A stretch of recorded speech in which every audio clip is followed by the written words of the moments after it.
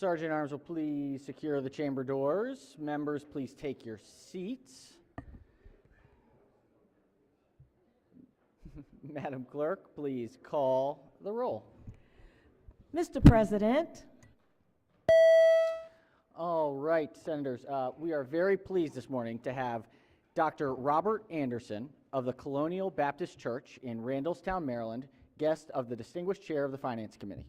Please rise for the invocation.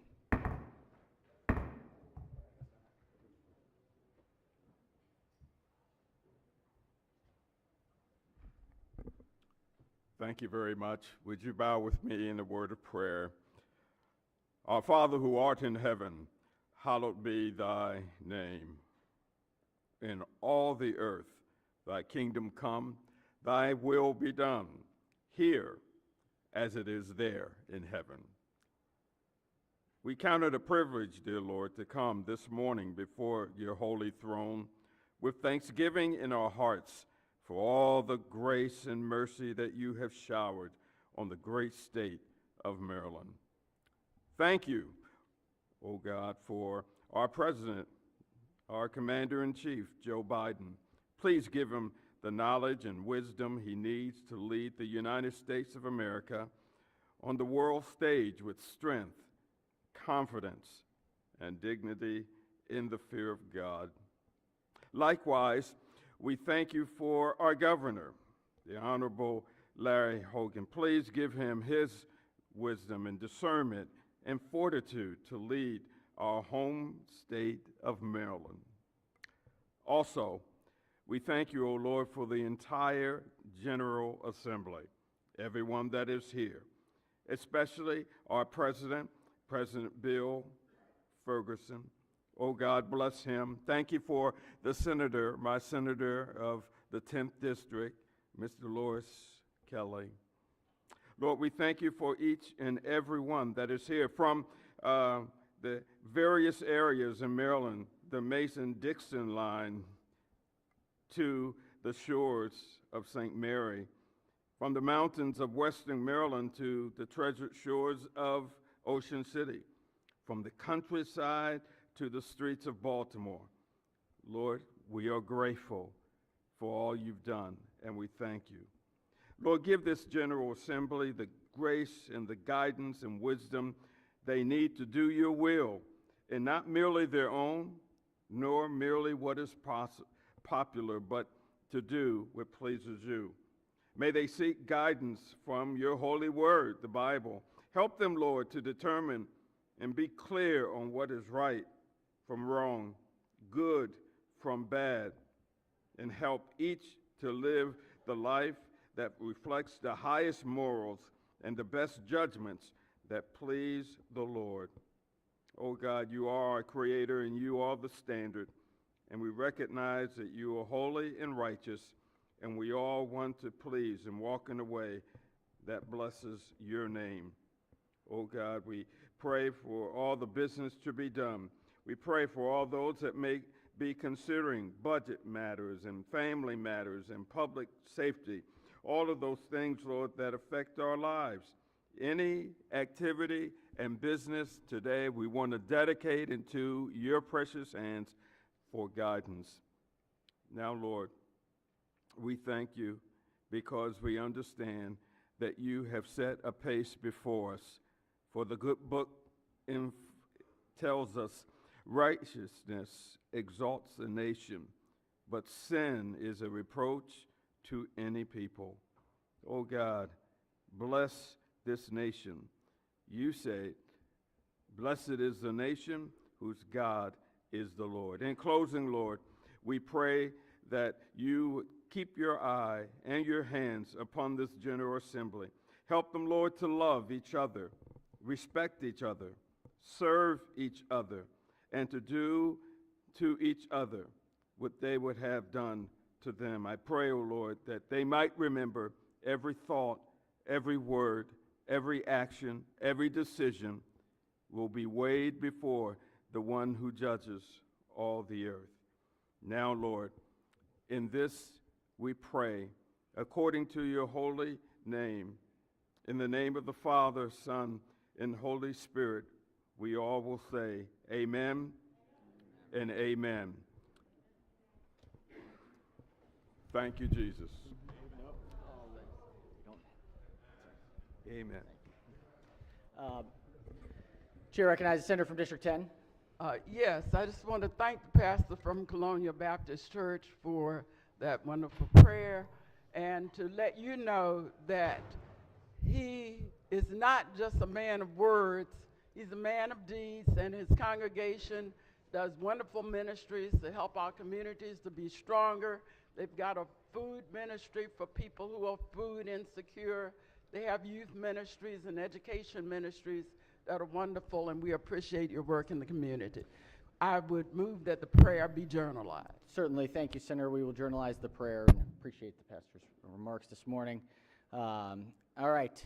Has everyone recorded their presence? Everyone recorded their presence? If so, the clerk will take the call.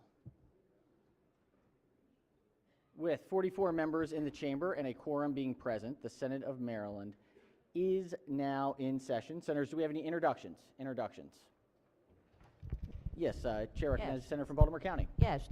Thank you, Mr. President. I would just like to introduce my good friend.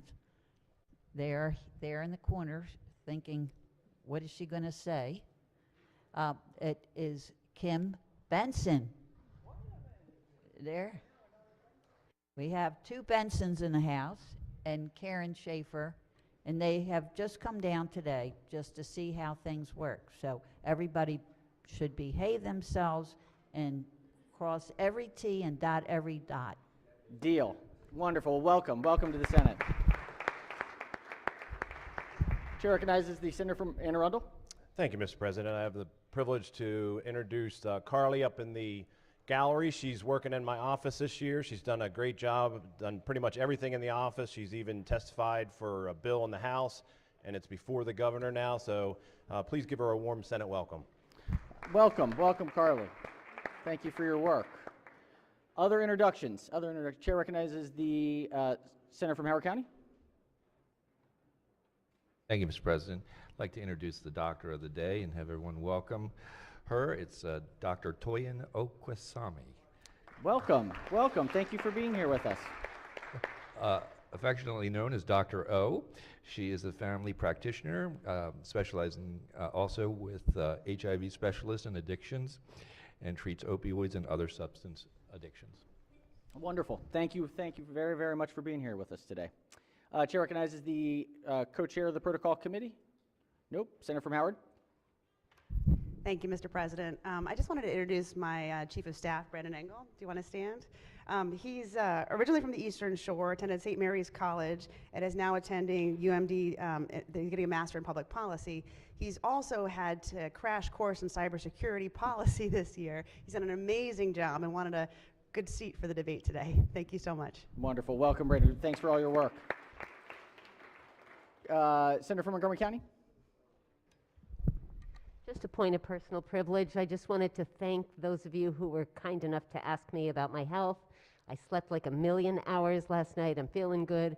We recognize every day, we recognize our doctors of the day, but we don't ever recognize our nurses who are down there every day also. So I just want to give a shout out to Cassandra, who was on duty yesterday, for her kindness and competence and caring. And I think Colleen is there on alternate days, and they all are ready to take care of us when we don't feel so great. Thank you, Mr. President. Thank you, Senator. We appreciate them. Chair recognizes the Senator from Baltimore County, followed by... Yes, colleagues, I'd like to introduce my intern for the session, Dylan Snow, who's in the gallery. He's from Washington College, majoring in political science and anthropology. Dylan, wherever you are, would you stand? Excellent. Welcome. All right. Chair recognizes the co-chair of the Protocol Committee. Thank you very much, Mr. President. Senators, we are blessed to have 7 pages with us today. So as I introduce them, they can just wave from their seats or stand up and wave, and that would be great. First, Una Mackey from Montgomery County, District 16, Richard Montgomery High School. Lydette Moges from Anne Arundel County, District 32, Meade Senior High School. Caitlin Moon, Montgomery County, District 15, Winston Churchill High School. Liliana Norkitis from Hartford County, District 7, Fallston High School. Desomi Oki from Anne Arundel County, District 32, Meade High School. Cheyenne Toma from St. Mary's County, District 29C, Leonardtown High School. And Rebecca Zhu from Montgomery County, District 15, Winston Churchill High School. Ladies, we're glad that you're back with us today, and we know you've had a wonderful experience. Thank you for serving us, and we hope you've learned a whole lot to come back and sometimes be in these seats. There we go. Thank you, Mr. President. Thank you, Madam Co-Chair, and welcome, Pages. We are so pleased to have you here today. It is a pleasure to have you. All right, any other pieces of business before we jump into the work of the day? We'll see where we get. We have a lot, I don't know if folks can see, but we have a lot of red folders here. So we got a lot of work. We'll do as much as we can. We're going to keep the possibility of coming back this afternoon open. Let's see where we get. One administrative note that I will try to remember to remind us at the end as well is that the Senate panoramic photos, if senators have ordered them, are available for pickup in room 300 in the Legislative Services Building today until 5 p.m. Room 300 in the Legislative Services Building until 5 p.m. So those panoramic photos are now in stock. All right. Any other pieces of business? If not, so we consider the reading of the journal from the prior legislative day. Let's start with a concurrence calendar. This is number 16. Clerk will read the bill. Senate Bill 229, Senator Young, Education, Public and Non-Public Schools, Seizure Action Plans, Brindley's Act, EHE. Chair recognizes the chair of the committee on the House amendments. Thank you, Mr. President. Senate Bill 299, to remind you, deals with the recognition of seizure disorder when it takes place in a public school. For a student who's diagnosed with a seizure disorder, their parents and or guardian must collaborate with school personnel to create an action plan. The House made 2 amendments. The first one clarifies which school personnel are authorized to administer a certain medication and who may receive certain training. And the second one is a technical correction. Mr. President, move that the Senate concur with the House amendments. All right, the chair moves that the Senate concur with the House amendments. Any discussion on those amendments? Any objections to adopting the House amendments? Without objection, the House amendments are adopted. Senate Bill 299 is now before the body yet again. Third reading, final passage. Any discussion? If not, the clerk will call the roll. Mr. President, Has everyone recorded their vote? Anyone wish to change their vote? Explain their vote? If not, the clerk will take the call. With 46 votes in the affirmative, Senate Bill 299, having received a constitutional majority, is declared passed. Okay. All right. Let's do the. Are we ready on the capital budget? Do we want to do capital budget now? All right. Let's. All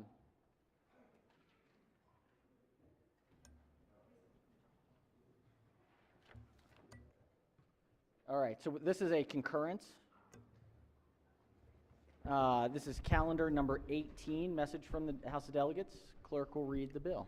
Senate Bill 291, the President, Maryland Consolidated Capital Bond Loan of 2022, Budget and Taxation. Chair recognizes the chair of the Capital Budget Subcommittee on the House amendments. Well, thank you very much, Mr. President. Colleagues, I just wanted to sort of, before I move to concur with the House amendments, just sort of wanted to walk through where we are right now.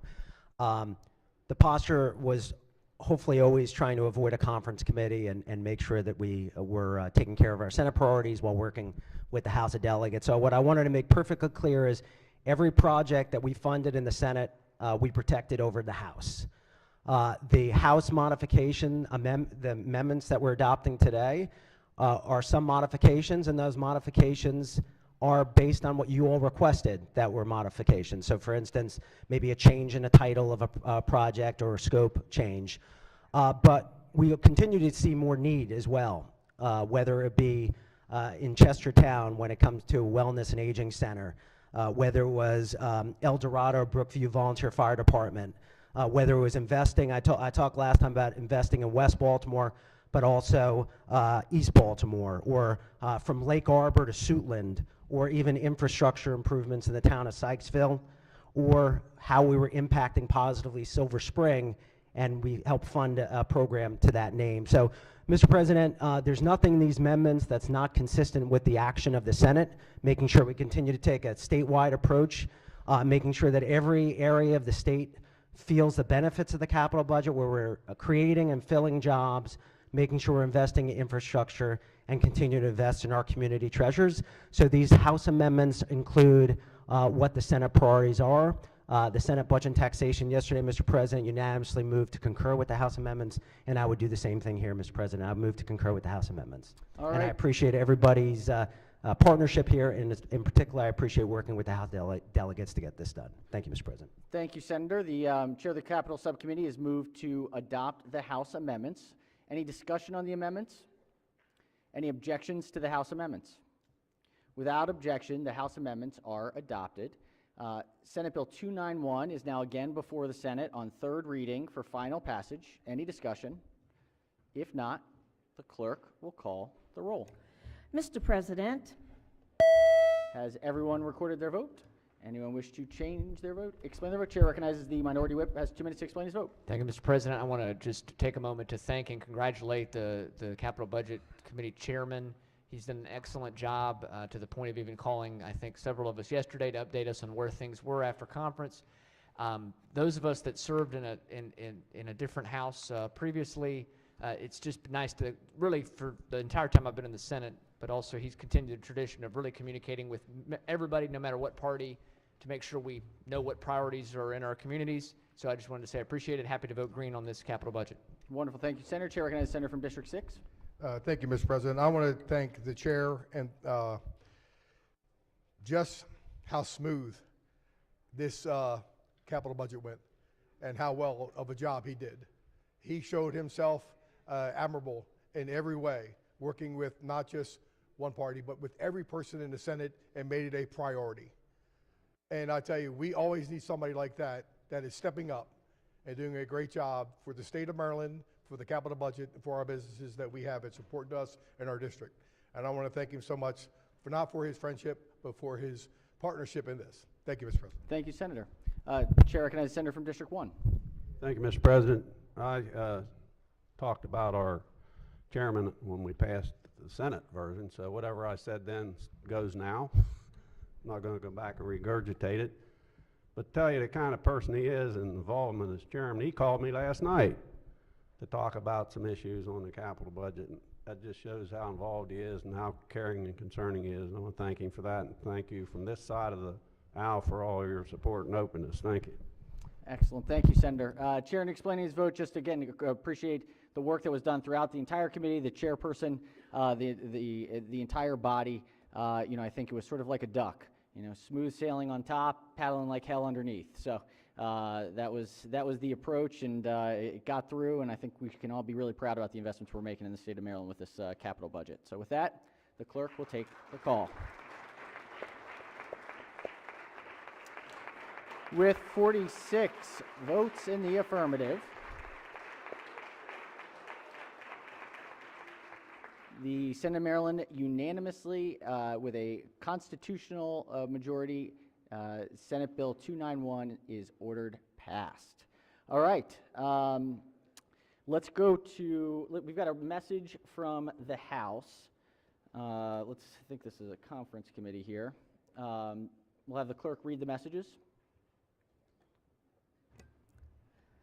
House Bill 622, Delegate Brooks, Renewable Energy Portfolio Standard and Renewable Energy Credits Offshore Wind. By the Majority Leader, ladies and gentlemen of the Senate, the House of Delegates refuses to concur in the Senate amendments and respectfully requests the Senate recede from its position. Said bill is returned herewith by order. Sylvia Seeger, Chief Clerk. The message having been read is ordered journalized. Clerk will read the subsequent message. By the Majority Leader, ladies and gentlemen of the House of Delegates, the Senate does not recede in the Senate amendments and respectfully request the House reconsider and concur.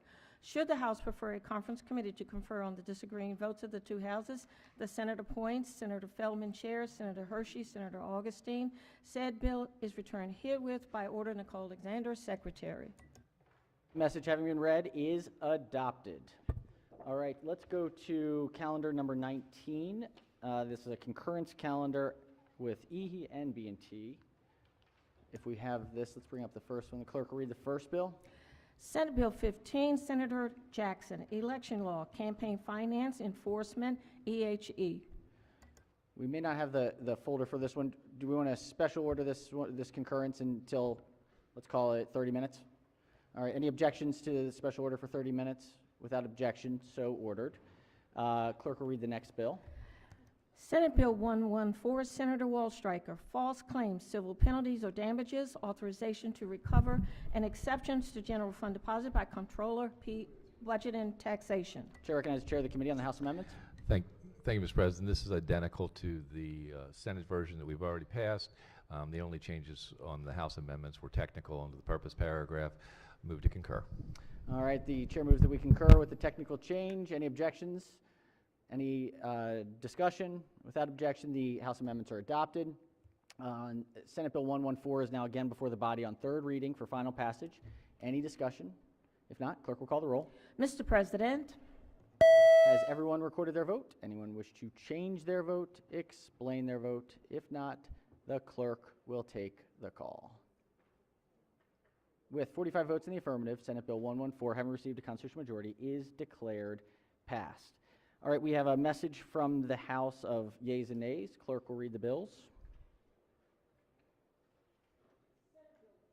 Senate Bill 4, Senator Hester, Cybersecurity Scholarship Program Alterations. Majority Leader moves so be considered the reading of the bills.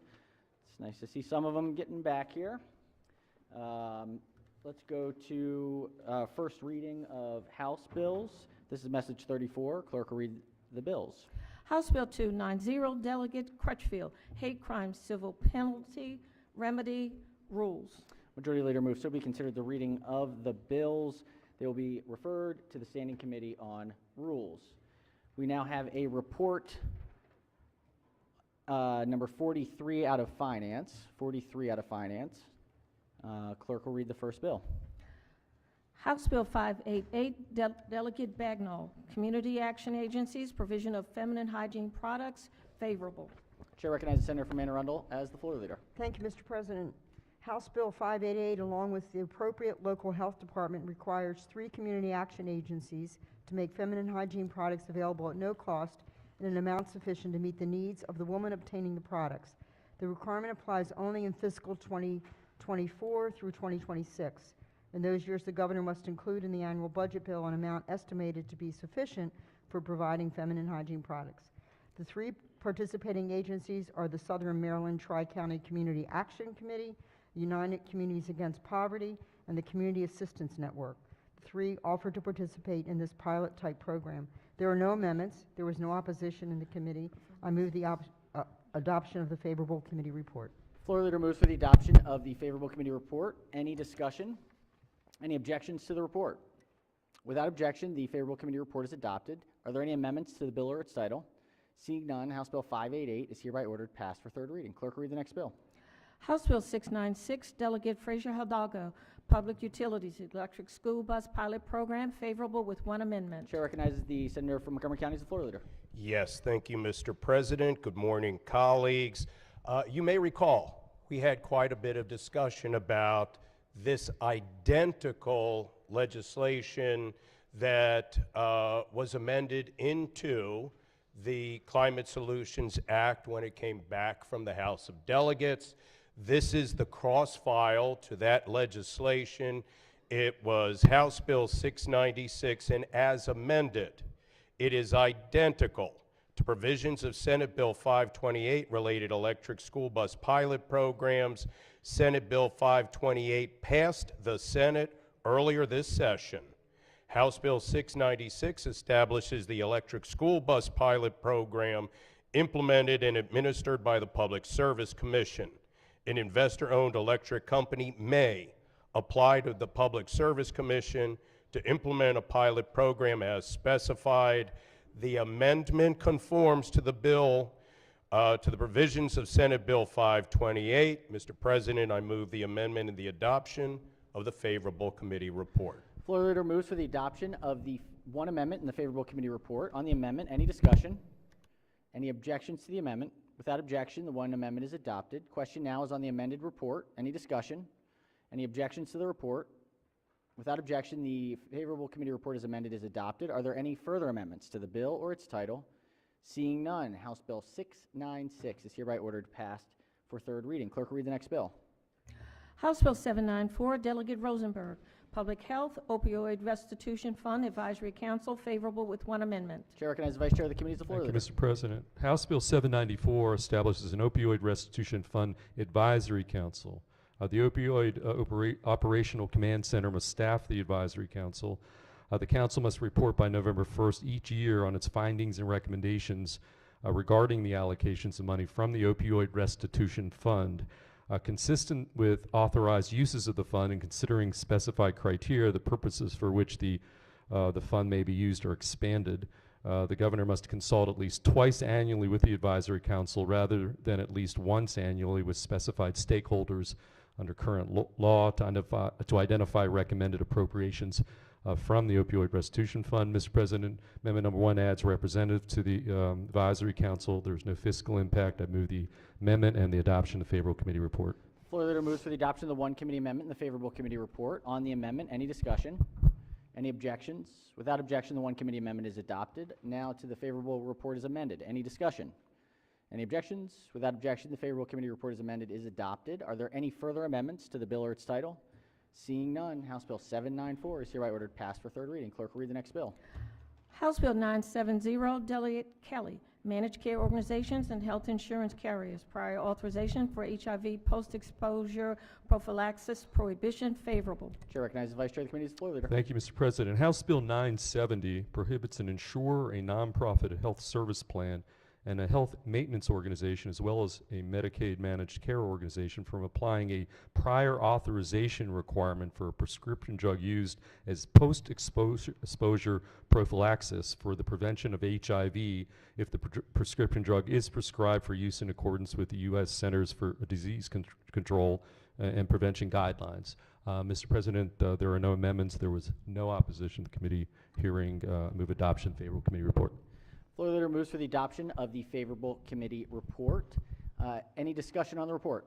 Any objections? Without objection, the favorable committee report is adopted. Are there any amendments to the bill or its title? Seeing none, House Bill 970 is hereby ordered passed for third reading. Clerk will read the next bill. House Bill 1026, Delegate Valentino Smith, Human Services, Two-Generation Family Economic Security Commission, membership favorable. House Bill 1026, Two-Generation Families. Senator from Baltimore County is recognized as a cheerleader. That is a floor leader. Cheerleader, you know. It's that time in session. Yes, I can be either or. What would you rather? Pick your poison.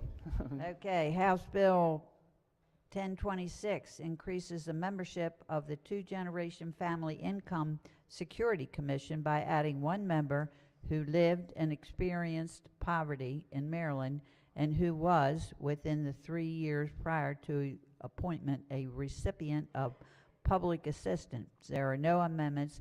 There was no opposition at the committee hearing, and I move the adoption of the favorable committee report. Floor leader moves for the adoption of the favorable committee report. Any discussion? Any objections to the report? Without objection, the favorable committee report is adopted. Are there any amendments to the bill or its title? Seeing none, House Bill 1026 is ordered passed for third reading. Clerk will read the next bill. House Bill 1188, Delegate Patterson, Public Health, Sickle Cell Disease, favorable. Chair recognizes the Chair of the Committee as the floor leader. Thank you. House Bill 1188 combines several bills concerning sickle cell anemia. The statewide steering committee on services for adults with sickle cell disease is renamed to be the statewide steering committee on sickle cell disease. The health department, along with the steering committee, must establish and implement a system of providing information on the sickle cell trait or the thalassemia trait to an individual who has either trait or for a minor, the individual's family. The department must maintain a list on online resources for healthcare practitioners. The steering committee must also study and make recommendations on specified issues, including establishing a registry as specified in Senate Bill 859, which passed the Senate unanimously. There are no amendments. There was no opposition at the committee hearing.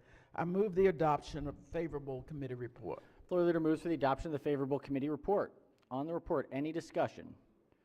If not, all in favor of the report say aye. Opposed, nay. The ayes have it. The favorable committee report is adopted. Are there any amendments to the bill or its title? Seeing none, House Bill 1188 is hereby ordered passed for third reading. Clerk, read the next bill. House Bill 1370, Delegate Sample Hughes, Organ and Tissue Donation Awareness Fund, Annual Funding and Extension, favorable. Chair recognizes the senator from Baltimore County as the floor leader. Thank you, Mr. President. House Bill 1370 is the same as Senate Bill 574, which passed the General Assembly.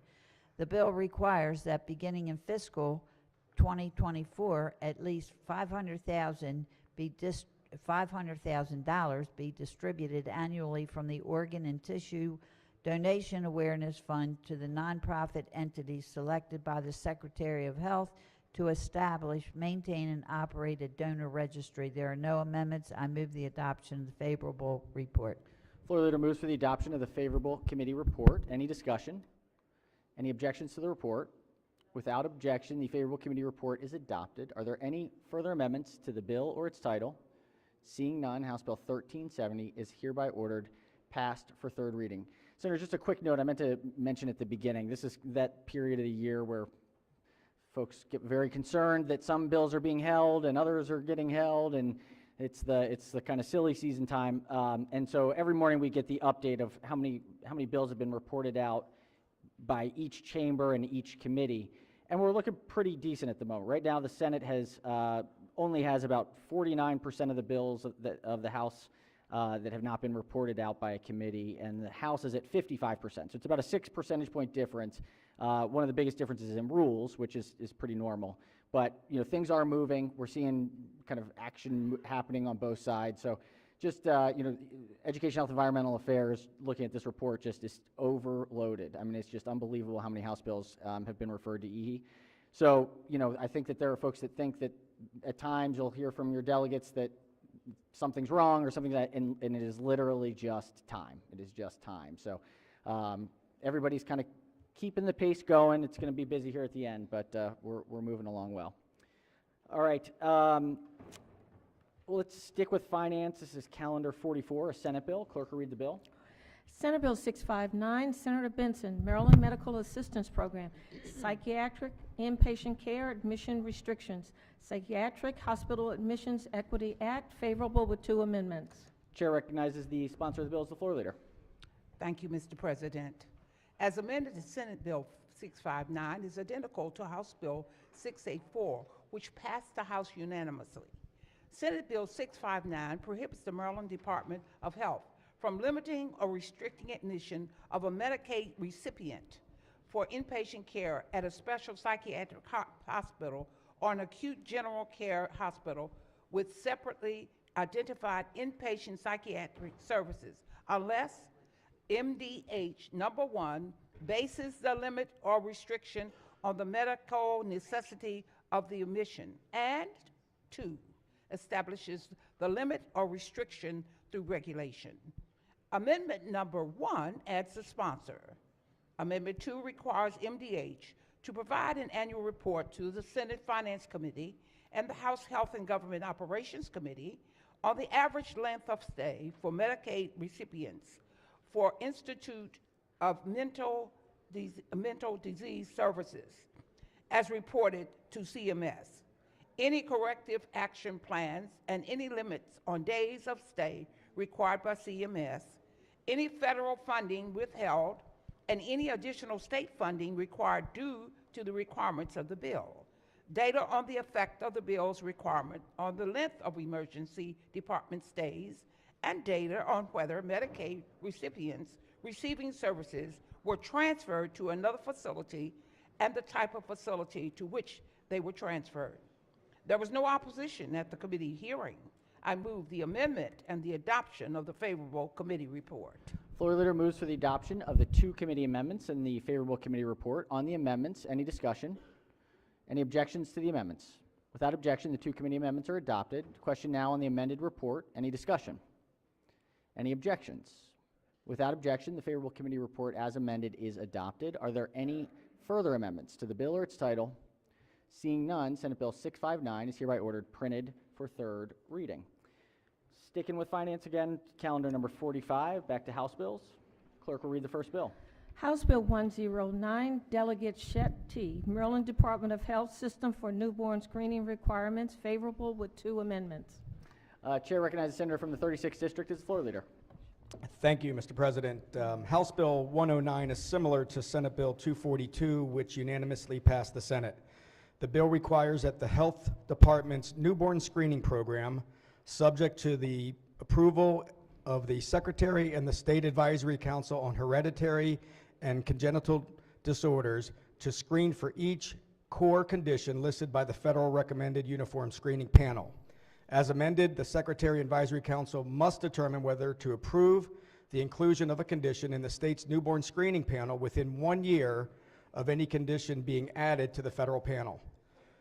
The 2 amendments strike provisions related to specified procurement procedures for special equipment. I move the amendment and the adoption of the favorable committee report. Floor leader moves for the adoption of the 2 committee amendments and the favorable committee report. On the amendments, chair recognizes the minority leader. Yeah, just a question. Just for my Senator knowledge. may proceed. With the newborn, is it required that somebody has to have it, or it's just offered to them? Do you know? It is not required. It is, the parent is able to request the screening, has to request it. And just typically for my information, when do they typically do that? Is there like when they're first born, or do they do it later at a checkup? I mean, This is everything after birth of a child, nothing prior to that, Right. after the birth of the child, and usually within 2 or 3 weeks while the baby is still at the hospital. Great, thank you. All right. Chair recognizes the senator from the 33rd district. Thank you very much, Mr. President. For the benefit of the group, I am the representative on the advisory council. I have to tell you, I've been very impressed by their activity, their level of competence, the quality of the physicians, nurses, researchers, and we even have consumer folks on that panel. And I'm very supportive of this bill and would recommend a green vote. Wonderful. Thank you, Senator. All right. On the amendments, I believe the screening technique actually was developed by Hopkins doctors. Now it's used nationally. Sure, I take credit for that. Yeah. All right. On the amendments, any discussion on the amendments? If not, all in favor of the amendment say aye. Opposed, nay. The ayes have it. The 2 committee amendments are adopted. Question now is on the favorable committee report as amended. Any discussion? Any objections to the report? Without objection, the amended report is adopted. Are there any further amendments to the bill or its title? Seeing none, House Bill 109 is hereby ordered passed for 3rd reading. Clerk will read the next bill. House Bill 684, Delegate Bagnall, Maryland Medical Assistance Program, Psychiatric Inpatient Care Admission Restrictions, Psychiatric Hospital Admissions Equity Act, favorable. Chair recognizes the senator from Prince George's as the floor leader. Thank you, Mr. President. House Bill 684 is identical to Senate 659, which you just heard. House Bill 684 prohibits the Maryland Department of Health from limiting or restricting admission of a Medicaid recipient for inpatient care at a special psychiatric hospital or an acute general care hospital with separately identified inpatient psychiatric service unless, 1, MDH bases the limit or restriction on the medical necessity of the admission, and 2, establishes the limit or restriction through regulation. MDH must provide an annual report to the Senate Finance Committee and the House Health and Government Operations Committee on the average length of stay for Medicaid recipients for Institute of Mental Disease Services as reported to CMS. Any corrective actions, plans, and any limits on days of stay required by CMS, any federal funding withheld, and any additional state funding required due to the requirements of the bill. data on the effect of the bill's requirement on the length of emergency department stay, and data on whether Medicaid recipients receiving services were transferred to another facility, and the type of facility to which they were transferred. There are no amendments in this bill, and I move the adoption of the favorable committee report. Floor leader moves for the adoption of the favorable committee report. Any discussion? Any objections to the report? Without objection, the favorable committee report is adopted. Are there any amendments to the bill or its title? Seeing none, House Bill 684 is hereby ordered passed to third reading. All right, we'll go to budget and tax now. This is report number 5252. Clerk, read the first bill. House Bill 632, Delegate Rosenberg, Baltimore East-West Corridor Transit Study Requirements, favorable one amendment. Chair recognizes the senator from Baltimore City as the floor leader. Mr. President, can we come back to this one? Senator wishes to special order the bill to the end of the calendar? Yes, sir. Any objections? Without objection, so ordered. Clerk will read the next bill. House Bill 653, Delegate Love, Conservation Finance Act, favorable. Chair recognizes the senator from Anne Arundel as the floor leader. Thank you, Mr. President. Colleagues, this is an issue, this bill we've had in front of us a number of years now. House Bill 653 makes changes to a broad variety of existing programs related to environmental conservation and natural resource management, and expands opportunities for agencies to obtain private investment and financing for state environmental projects. The goal here is to bring in the private market to help us meet our restoration goals. The bill is nearly identical to Senate Bill 348, which passed this body unanimously just a few weeks back. The House did add one requirement that the Maryland Environmental Service provide certain reports on the pay-for-performance contracting the bill enables them to do. Mr. President, I move adoption of the favorable committee report. Floor leader moves for the adoption of the favorable committee report. On the report, any discussion? Any objections to the report? Without objection, the favorable committee report is adopted. Are there any amendments to the bill or its title? Seeing none, House Bill 653 is hereby ordered passed for third reading. Clerk will read the next bill. House Bill 942, Delegate Lukey, Horse Racing, Satellite Simulcast Betting Facilities and Permit Holders, alterations, favorable. Chair recognizes the chair of the committee as the floor leader. Thank you, Mr. President. The body might remember this is the cleanup bill. It's the same posture that the Senate bill was in. It's the cleanup on OTB, off-track betting issues that haven't been dealt with for many years. Move adoption of the committee report. Floor leader moves for the adoption of the favorable committee report. Any discussion? Any objections to the report? Without objection, the favorable committee report is adopted. Are there any amendments to the bill or its title? Seeing none, House Bill 942 is hereby ordered passed for third reading. Clerk will read the next bill.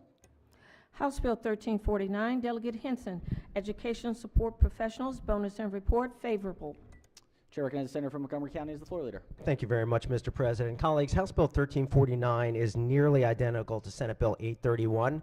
This is dealing with education support professionals. The only difference between this bill and the bill that passed out unanimously from the Senate last time is based on the negotiations with the governor, what we did in the budget with fencing. We struck the FY23 bonus because it's already been funded in the budget. This just includes the FY24. There was no opposition. It passed unanimously. I'd move adoption of the favorable committee report. Floor leader moves for the adoption of the favorable committee report. Any discussion? Any objections to the report? Without objection, the favorable committee report is adopted. Are there any amendments to the bill or its title? Seeing none, House Bill 1349 is ordered passed for third reading. Clerk will read the next bill.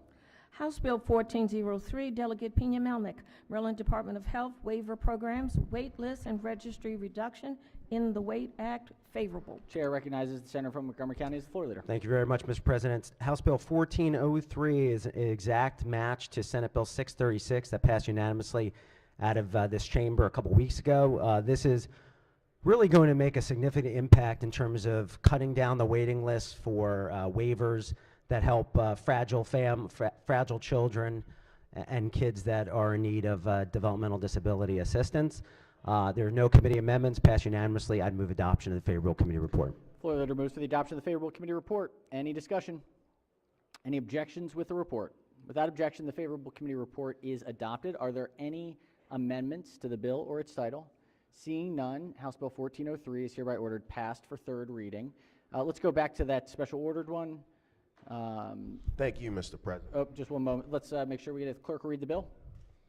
House Bill 632, Delegate Rosenberg, Baltimore East-West Corridor Transit Study Requirements, Favorable with one amendment. Chair recognizes the senator from Baltimore City as the floor leader. Thank you again, Mr. President. House Bill 632 establishes project planning requirements contingent on receipt of federal funds for the Maryland Department of Transportation for the Red Line in the Maryland area regional commuter rail extension to Johns Hopkins Medical Center for fiscals 2024 and through 2027. The governor must include an annual budget bill and appropriation for the Transportation Trust Fund.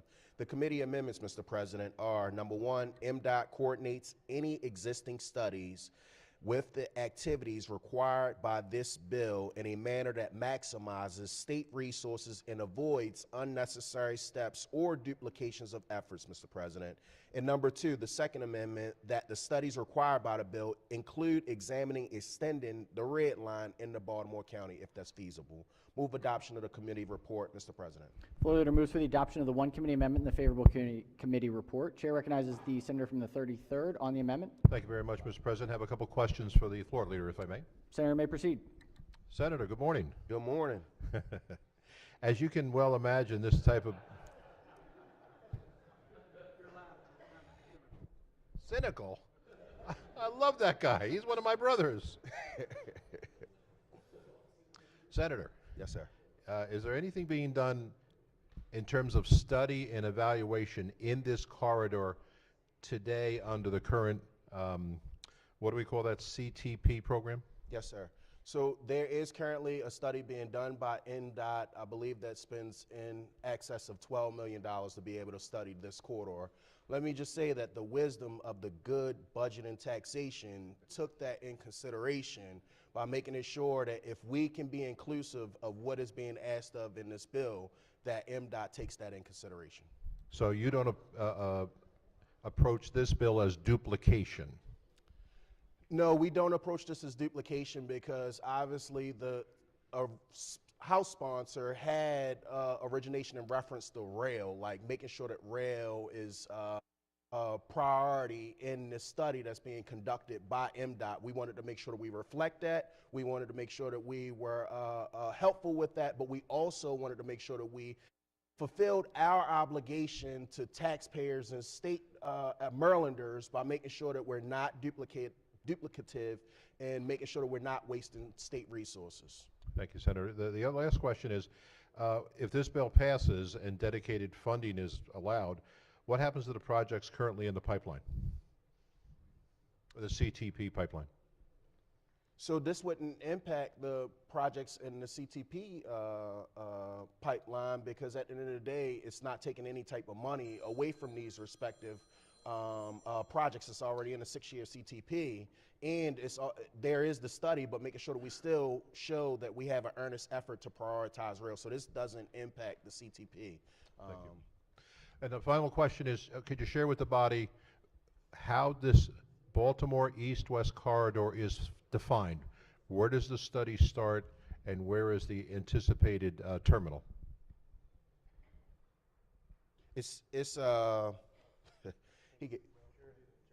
So security to Johns Hopkins, but we did have the Second Amendment, Mr. Senator, where we also take in consideration of Baltimore County. Oh, really? Baltimore County? Okay. Yes, from that west side piece of it. Will this study also include the anticipated tunnel running underneath the harbor? I'm not as aware. I think that it's studying all modes of transportation in reference to bus rapid transit, whether it's rail, things of that nature, but I would have to get back to you in reference to what MDOT is going to be super in the weeds of. Okay, thank you very much. Yes, Mr. President, obviously our state bureaucracy doesn't like bills like this. It tends to input political conditions on what we would consider an engineering process. So they've requested that we push back a little bit. And then first of all, I need to apologize to the senator. If I made a comment that caused you to laugh because you think I was dismissive, I have such respect. Mr. President, he's not been around. I've been around 13 years. I've never seen a senator come in and make an impact to this body in this state like that senator. Hold him in high regard. Thank you, Mr. President. Thank you, Senator. All right. All right. On the, it's a good note. On the amendment, any further discussion? If not, all in favor of the amendment say, oh, Chair recognizes the senator from the 32nd District on the amendment. Thank you very much, Mr. President. I just want to say, 8 years ago when I chaired transportation in the subcommittee, the transportation subcommittee in the House, we had a big meeting with the Baltimore Metropolitan Council and all these businesses, including Hopkins and the Port and University of Maryland, and the East-West Corridor was an issue then, and we're waiting 8 years, and I want to thank the senator for pushing this forward, and hopefully we can get people to these jobs. They're needed. People need jobs, and the employers need people. So thank you, Mr. Senator. All right, thank you. Yes, Chair recognizes the senator from Prince George's on the Yes, amendment. Mr. President, but a lot of it has to do with his personality, his attitude, and his love for his children, for his wife. All right, a thank lot you, of it Senator. has to do Senator, with who Senator, he is. okay. We have a I great, want him to thank know you, that we have a lot of love and respect for the way you carry yourself around here. Okay, thank you, Senator. We're on the amendment. We're on the amendment. Any further discussion on the amendment? If not, all in favor of the amendment say aye. Opposed, nay. The ayes have it. The one amendment is adopted. Question now is on the favorable committee report as amended. Any discussion? If not, all in favor of the report say aye. Opposed, nay. The ayes have it. The favorable committee report as amended is adopted. Are there any further amendments to the bill or its title? Seeing none, House Bill 632 is hereby ordered passed for third reading. We'll stick with budget and tax, report number 53. Clerk will read the bill. House Bill 1039, Delegate Lukey, Property Tax, Community Solar Energy Generating Systems, Agrovoltaics.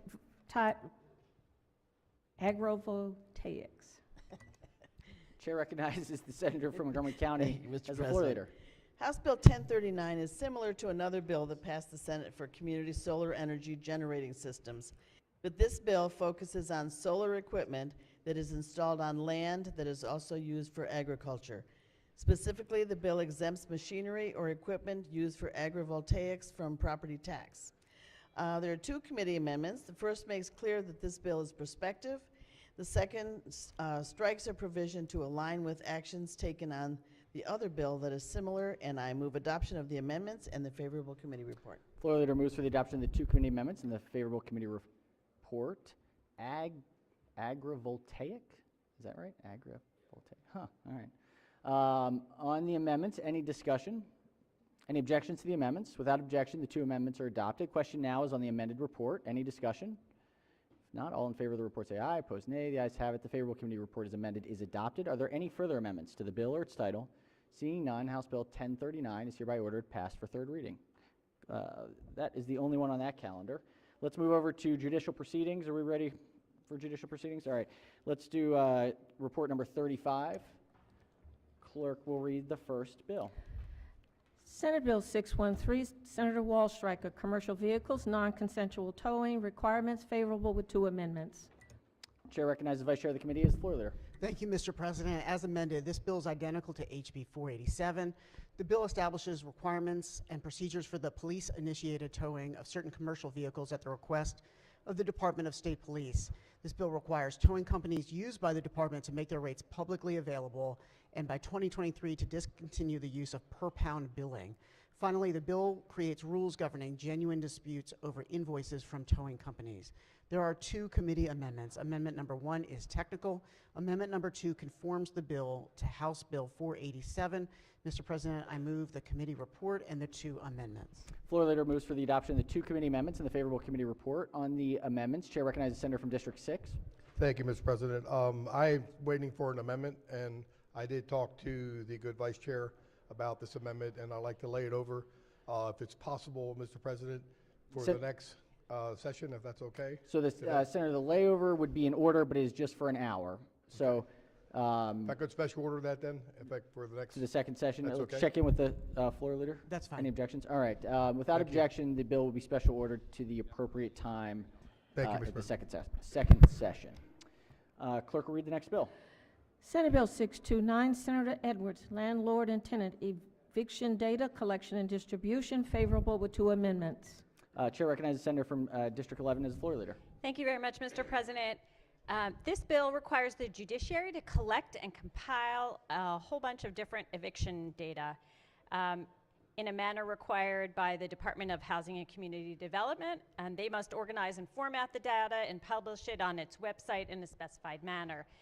The data must be made available on request by a state agency or an academic institution located in the state as specified by August 2023, and each year thereafter, DHCD has to submit a report to the Governor and the General Assembly on eviction data. There are 2 committee amendments. The first one is technical. The second one adopts House amendments, which alters from every 2 weeks to every month how often the judiciary must report the eviction data to DHCD, and it adds an agency of a county or municipal corporation to the list of who may actually request the eviction data. I move for the adoption of the amendments and the favorable committee report. Floor Leader moves for the adoption of the 2 committee amendments and the favorable committee report. On the amendments, any discussion? If not, all in favor of the amendment say aye. Opposed, nay. The ayes have it. The 2 committee amendments are adopted. On the amended report, any discussion? Any objections to the report? Without objection, the amended report is adopted. Are there any further amendments to the bill or its title? Seeing none, Senate Bill 629 is hereby ordered printed for 3rd reading. Clerk, read the next bill. Senate Bill 666, Senator McCray. Schools, pre-kindergarten programs, and county boards of education discrimination, favorable with 1 amendment. Chair recognizes the Vice Chair of the Committee, the floor leader. Thank you, Mr. President. This bill prohibits a local board of education, public pre-kindergarten program, and primary and secondary schools, and non-public pre-kindergarten programs and primary and secondary schools that receive state funds from refusing enrollment of a prospective student, expelling a current student, withholding privileges from or otherwise discriminating against any individual because of the individual's race, ethnicity, color, religion, sex, age, national origin, marital status, sexual orientation, gender identity, or disability. Further, the bill prohibits retaliatory actions against a student or parent or guardian of a student who files a complaint alleging specified discrimination. The bill establishes a complaint, mediation, and appeals process for violations. All or part of specified funding may be withheld from a board, program, or school that violates the non-discrimination requirements. There is 1 committee amendment. The amendment eliminates all previous opposition to the bill. Here's what it does. It adopts the House amendment, which states that the bill does not apply with respect to discrimination on the basis of disability or a non-public pre-K or non-public school that is in compliance with Section 504 of the Federal Rehabilitation Act of 1973 or the Federal American with Disabilities Act. It provides that the bill does not require a religious non-public pre-K or non-public school to adopt any rule, regulation, or policy that conflicts with its religious or moral teachings, provided that it is not based on the discrimination of certain protected classes. It alters the list of discrimination on the basis of sex or religion to which the bill will not apply. With respect to discrimination on the basis of sex, a pre-K program or a school that limits admission to the students of only one sex. With respect to discrimination on the basis of religion, non-public pre-K program or non-public school that provides instruction on the religious beliefs of the religion with which the program or school is affiliated, requires student attendance at certain religious events, limits admission to or having a preference in admissions for a certain for a student of a certain religious belief, or a student who is a member or part of a family that is a member of the religious institution affiliated with the program or school, and grants tuition discounts for a student of certain religious beliefs, or who is a member or is part of a family that is a member of the religious institution affiliated with the program or school. Mr. President, I move the favorable committee report and the 1 consensus amendment. Floor leader moves for the adoption of the 1 committee amendment and the favorable committee report. On the amendment, any discussion? Any objections to the amendment? Without objection, the 1 committee amendment is adopted. Question now is on the amended report. Any discussion? Any objections to the report? Without objection, the favorable committee report as amended is adopted. Are there any further amendments to the bill or its title? Seeing none, Senate Bill 666 is hereby ordered printed for 3rd reading. Clerk will read the next bill. Senate Bill 977, Senator Lee, Correctional Services, Step-Down Programs, Cause of Action, favorable with 2 amendments. Chair recognizes the senator from bill sponsor as the floor leader. Thank you, Mr. President. This bill, as amended, is identical to HB 67. The bill specifies that to the extent possible, the Commissioner of Correction may not prohibit an inmate placed in restrictive housing from having access to a reentry specialist or a case manager within 180 days before the inmate is released to the community. There are two committee amendments. Amendment number 1 is technical. Amendment number 2 conforms the bill to HB 67 by striking provisions of the bill and replacing them with the provisions prohibiting the Commissioner from preventing the inmate from accessing to services.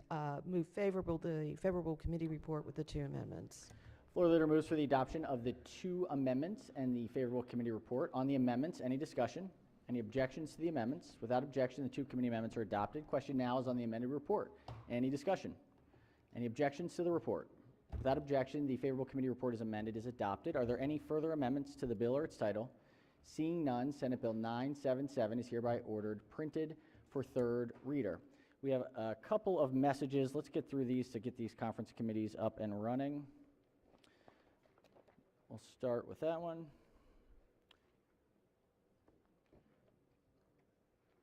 Clerk will read the House message. House Bill 136, Delegate Kerr, Education, Public and Non-Public Schools, Seizure Action Plans, Brindley's Act. By the Majority Leader, ladies and gentlemen of the Senate. All right. The House message having been read is ordered journalized. Clerk will read the next message. By the Majority Leader, ladies and gentlemen of the House of Delegates, the Senate does not recede in the Senate amendments. The Senate respectfully requests the House reconsider and concur. The said bill is returned herewith by order of Nicole Alexander, Secretary. Message having been read is ordered adopted. All right, we've got another bill. Thank you. Clerk will read the House message.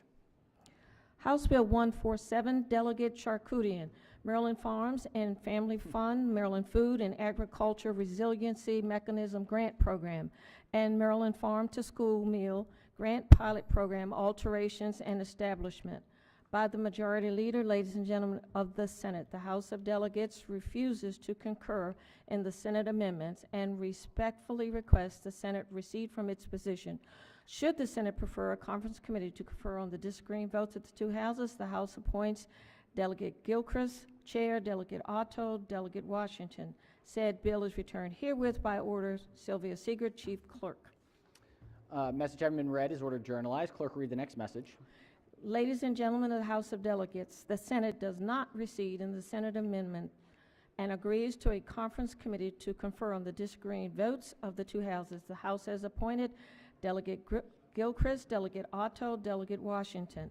The Senate appoints Senator Penske, Chair, Senator Gallion, Senator Hester. Said bill is returned herewith by order Nicole Alexander, Secretary. Message having been read is adopted. I think we have one more. Clerk will read the first message. House Bill 460, Delegate Guyton, Baltimore County Alcoholic Beverages Licenses Transfers.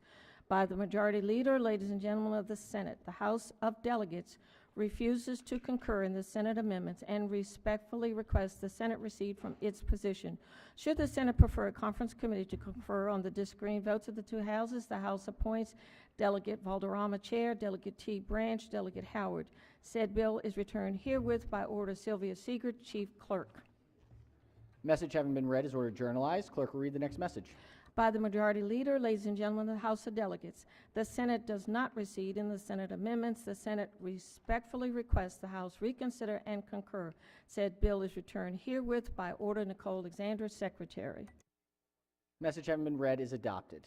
I think that does it for our conference committee. Is that right? Okay. Let's go back with JPR here. This is calendar number 36. Clerk will read the first bill. House Bill 67, Delegate J. Lewis, Correctional Services, Restrictive Housing, Direct Release, favorable. Chair recognizes the Senator from Montgomery County as the floor leader. Thank you, Mr. President. This bill is identical to SB 977. The bill specifies that, to the extent possible, the Commissioner of Correction may not prohibit the inmate placed in restrictive housing from having access to reentry specialists or a case manager within 180 days before the inmate is released to the community. There are no committee amendments. Move favorable to committee report. Floor leader moves for the Senate to move the report favorably. Any discussion? Any objections? Without objection, the favorable committee report is adopted. Are there any amendments to the bill or its title? Seeing none, House Bill 67 is hereby ordered passed for third reading. Clerk will read the next bill. House Bill 91, Delegate Holmes, irredeemable ground rents, notice and filing requirements, favorable. Chair recognizes the senator from the 23rd District as floor leader. Thank you, Mr. President.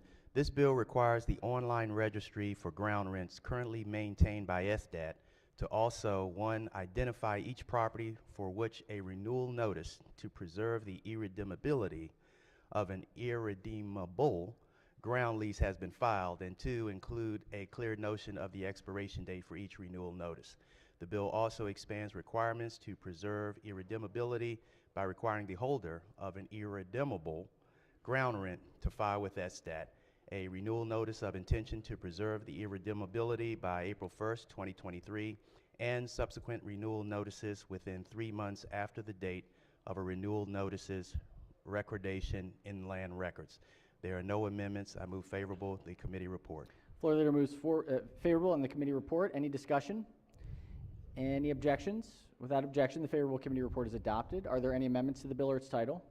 Seeing none, House Bill 91 is hereby ordered passed for third reading. Clerk, read the next bill. House Bill 368, Delegate Corman, vehicle laws, penalties for lapse of security, grace period, favorable.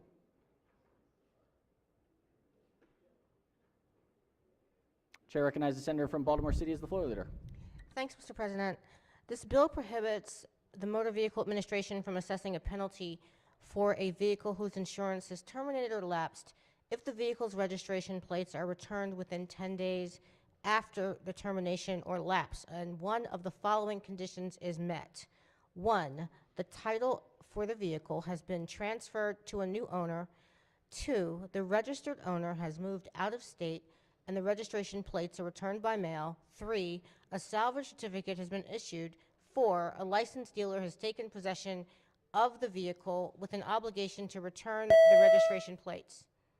Before assessing a penalty for the termination or lapse of required security, MVA must first verify that the registration plates for the vehicle were not returned within 10 days after the termination lapse. There are no committee amendments. I would move the adoption of the favorable committee report. Floor leaders move for the adoption of the favorable committee report. Let's make sure we get this back up. There we go. All right. Hold on. We have not adopted the report yet. Let's pull this back. So we have no amendments. We only have the favorable committee report. Any discussion on the report? Any objections to the report? Without objection, the favorable committee report is adopted. Are there any further amendments to the bill or its title? Seeing none, House Bill 368 is hereby ordered passed for third reading. Clerk will read the next bill.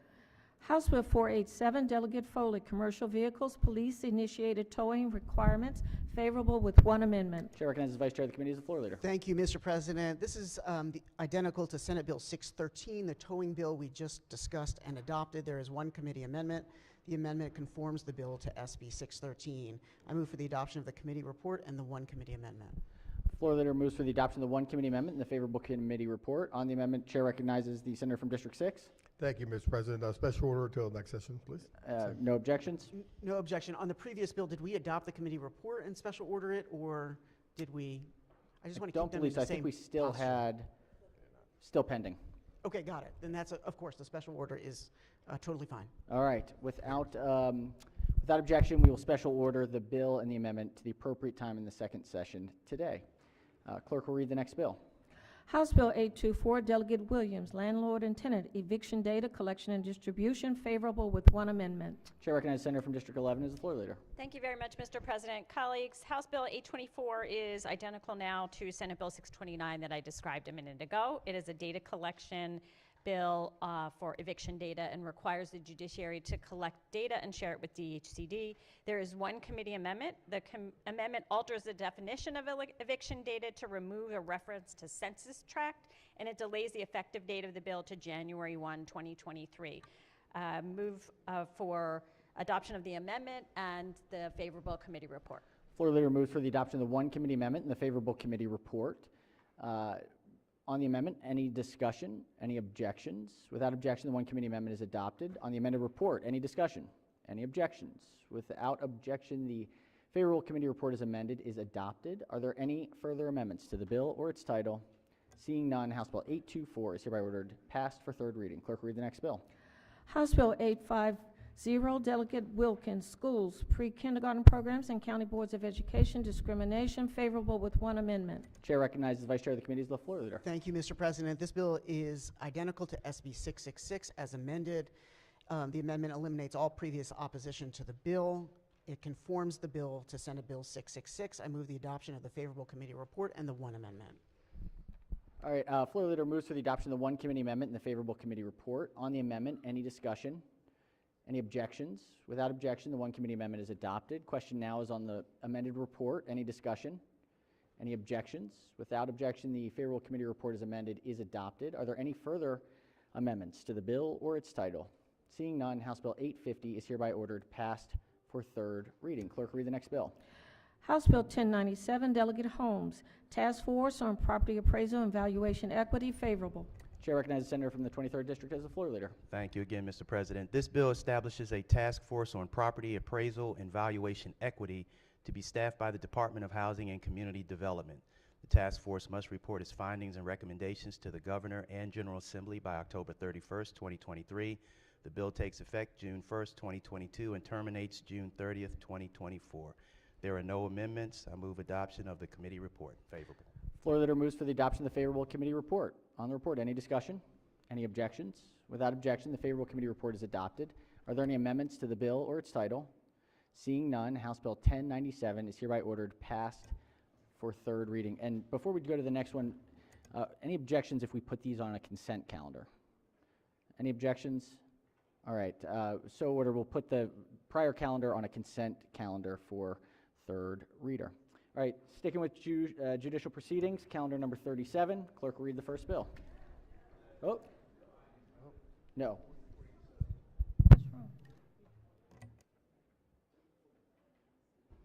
What's wrong? 487 will be off. Thank you. Yeah, it's on special order, so that one would not be as a part of. All right. And of course, when the consent calendar comes back up, we'll pause to split it out as needed. So, all right, clerk will read the first bill. House Bill 40, Delegate Watson, Condominiums, Disclosure to Unit Owners and Prohibited Provisions and Instruments, favorable. Chair recognizes the senator from the 42nd as the floor leader. Thank you, Mr. President. This bill ensures that a purchaser of a condominium unit or the owner of a condominium unit is appropriately notified if the Council of Unit Owners has entered into an agreement that releases the claims of the condominium unit owners related to warranties on the condo's common elements. The vote of the committee was unanimous. There are no committee amendments. I move the adoption of the favorable committee report. Floor leader moves for the adoption of the favorable committee report. Any discussion? Any objections? Without objection, the favorable committee report is adopted. Are there any amendments to the bill or its title? Seeing none, House Bill 40 is hereby ordered passed for third reading. Clerk, read the next bill. House Bill 78, Delegate Rogers, Discrimination in Employment, Reasonable Accommodations for Applicants with Disabilities, favorable. Chair recognizes the senator from the 44th as the floor leader. Thank you very much and good morning. This bill prohibits an employer from failing or refusing to make a reasonable accommodation for a known disability of an applicant for employment. An employer is not required to reasonably accommodate the disability of an applicant if the accommodation would cause undue hardship on the conduct of an employer's business. There were no amendments. Unanimous vote in the committee. Mr. President, I move the adoption of the favorable committee report. Floor leader moves for the adoption of the favorable committee report. Any discussion? Any objections? Without objection, the favorable committee report is adopted. Are there any amendments to the bill or its title? Seeing none, House Bill 78 is hereby ordered passed for third reading. Clerk will read the next bill. House Bill 157, Delegate Barvey, Vehicle Laws, Plug-in Electric Drive Vehicles, Reserved Parking Spaces, favorable. Chair recognizes the Vice Chair of the Committee as the floor leader. Thank you, Mr. President. This bill is identical to Senate Bill 146, which has already passed this chamber. It basically says only electric vehicles can park in spaces designated for electric vehicles. If you violate this, there's a civil penalty of $100. There are no committee amendments. I move the favorable committee report. Floor leader moves for the adoption of the favorable committee report. Any discussion? Any objections? Without objection, the favorable committee report is adopted. Are there any amendments to the bill or its title? Seeing none, House Bill 157 is hereby ordered passed for third reading. Clerk will read the next bill. House Bill 210, Delegate Grammer, Criminal Trial, Spousal Privilege Exception, favorable. Chair recognizes the senator from District 4 as the floor leader. Thank you very much, Mr. President. This bill establishes that the spouse of a person on trial for a crime may be compelled to testify as an adverse witness if the person on trial and the spouse married after the date on which the alleged crime for which the person is on trial occurred. So essentially, if a crime is committed and then you get married, you can still be compelled to testify. Sorry, Senator, one moment. There it goes. Okay, sorry, we had the wrong bill up. All right, we're good? Yep. Yeah. Thank you. So basically, the spousal immunity is still in place unless you get married and the crime is committed prior to the marriage. So basically, unfortunately, people will try to do these marriages in order to cover up crimes and stuff. So this is the only example where it'd be in place. So there are no committee amendments, and I'd move favorable adoption. Floor leader moves for the adoption of the favorable committee report. On the report, any discussion? Any objections? Without objection, the favorable committee report is adopted. Are there any amendments to the bill or its title? Seeing none, House Bill 210 is hereby ordered passed for third reading. Clerk will read the next bill. House Bill 222, Delegate Parrott, Vehicle Laws, Driving in Right-Hand Lanes, Interstate Highways, and Rural Areas, favorable. Chair recognizes the senator from District 4 as the floor leader. Thank you very much, Mr. President. So this bill's, and it's identical to one we're going to bring up here later, Senate Bill 416. It requires on an interstate located in, this is the key, in a rural area, a driver traveling slower than the general speed of traffic to drive in the right-hand lane if practicable is determined by the driver. So essentially what this bill will do is it requires the MVA to add to their education curriculum to explain the rules of the road. Very simple, that the right hand is for basically for driving, the left hand is for passing. There's not going to be any citations or anything like that in this, but it will require some signs put up. So for those of us that live in more rural areas, which this is only applies to, there's a lot of two-lane roads, and there's a lot of people that unfortunately don't understand that that the left lane really should be a passing lane, so they kind of hold up all the traffic. There are no amendments, and move favorable adoption. Floor leader moves for the adoption of the favorable committee report. Any discussion? Yes, Chair recognizes the senator from the 32nd District on the report. Thank you, Mr. President. So what's the definition of a rural road, Will the floor leader yield? please? Thank Senator you. May. Rural road means an area outside the fixed boundaries of an urban area. So as 97 comes through Crownsville, which is very rural, is that going to apply to an area like 97 through Crownsville? I'm just curious. I don't understand the definitions.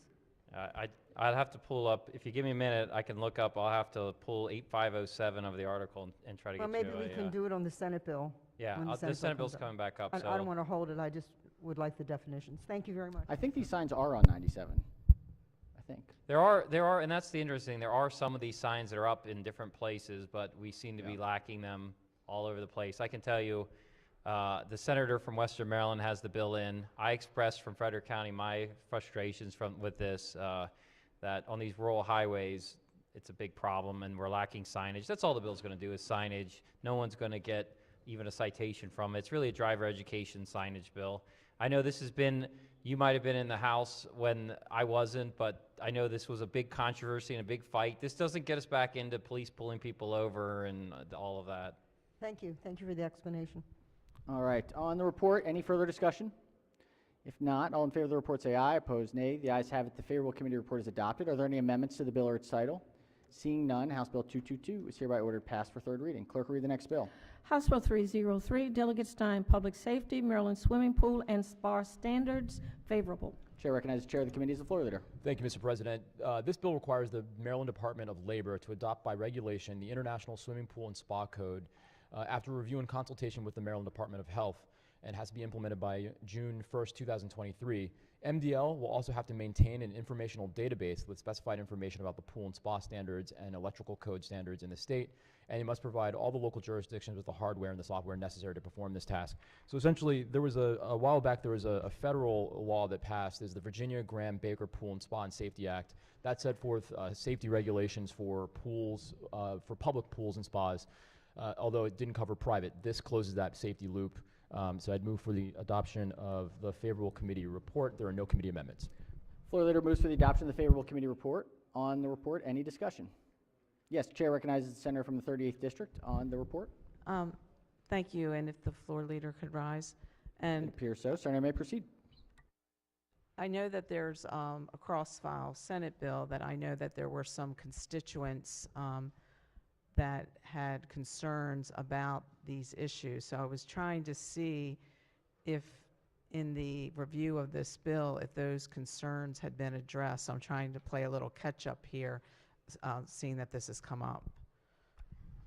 So I'm not sure what specific concerns. I'm being told by council that some that were submitted to council were addressed. But if you can tell me specifically what you're speaking to, then There were I can pool give you a better- operators, I think, that had specific concerns with this bill. And maybe that was in the testimony. Oh, okay, yes. So it doesn't, so I guess their concern was, does it apply to existing pools? This bill only applies to new construction, new pools, or if you have an existing pool or spa, unless it goes over a significant renovation. If it has significant renovation, then it has to comply with these new standards. But I think that was, their concerns were assuaged by the fact that it's more prospective than backward looking. Okay, thank you. All right. On the report, any further discussion? If not, all in favor of the report say aye. Opposed, nay. The ayes have it. The favorable committee report is adopted. Are there any amendments to the bill or its title? Seeing none, House Bill 303 is hereby ordered passed for third reading. Clerk will read the next bill. House Bill 813, Montgomery County Delegation, Montgomery County Speed and School Bus Monitoring Systems, favorable. Chair recognizes the Vice Chair of the committee as the floor leader. Thank you, Mr. President. This bill requires Montgomery County to annually submit reports related to school bus monitoring cameras. It also requires the county, in coordination with DOT, to examine data relating to school bus stop violations and implement certain measures in response. There are no committee amendments. Mr. President, I move the favorable committee report. All right. Floor leader moves for the adoption of the favorable committee report. On the report, any discussion? Any objections? Without objection, the favorable committee report is adopted. Are there any amendments to the bill or its title? Seeing none, House Bill 813 is hereby ordered passed for third reading. Clerk will read the next bill. House Bill 868, Howard County Delegation, Circuit Court for Howard County, judges sitting as Orphans Court, favorable. This is a constitutional amendment. Chair recognizes Chair of the committee. Thank you, Mr. President. This is a local delegation bill, and it's a proposed constitutional amendment that repeals the requirement that voters in Howard County elect 3 Orphans Court judges, and instead requires the judges of the Circuit Court for Howard County to sit as the Orphans Court. The bill also makes corresponding statutory changes that are contingent on the passage of the constitutional amendment. There are no committee amendments, and move for the adoption of the favorable committee report. Floor leader moves for the adoption of the favorable committee report. Any discussion? Any objections? Without objection, the favorable committee report is adopted. Are there any amendments to the bill or its title? Seeing none, House Bill 868 is hereby ordered passed for third reading. Mr. Chairman, are there any bills on this one? My apologies, yes. Thank you, Mr. President. I'd like to have the last calendar as a consent calendar, except for bills House Bill 222 and House Bill 303, as they were not unanimously reported out. I think one member on each bill voted in the negative. Are there any objections to the senator's motion that we turn this to a consent other than 222 and 303? Without objection, so ordered. All right, we have a consent second reader calendar out of Education, Health, Environmental Affairs. This is report number 56. Clerk will read the calendar. Report of the Committee on Education, Health, and Environmental Affairs, report number 56, consent calendar 17. Chair recognizes the senator from Anne Arundel as the floor leader. Thank you. These are all local alcohol bills. They were voted out unanimously. No amendments. I move the favorable consent committee report. Floor leader moves for the adoption of the favorable report for the bills on consent calendar report 56, consent 17. Take a quick look, senators. Are there any bills that senators wish to separate? All county delegation, it looks like. Without, if there are no objections and no discussion, the favorable committee report for bills on consent calendar 17 are adopted, and the bills are ordered passed for third reading. Must have missed this one. This is 38 out of judicial proceedings.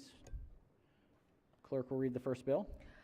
House Bill 107, Delegate Homes, Cooperative Housing Corporations, Condominiums, and Homeowners Associations Reserve Study statewide, favorable with one amendment. Chair recognizes the senator from the 23rd as the floor leader. Thank you, Mr. President.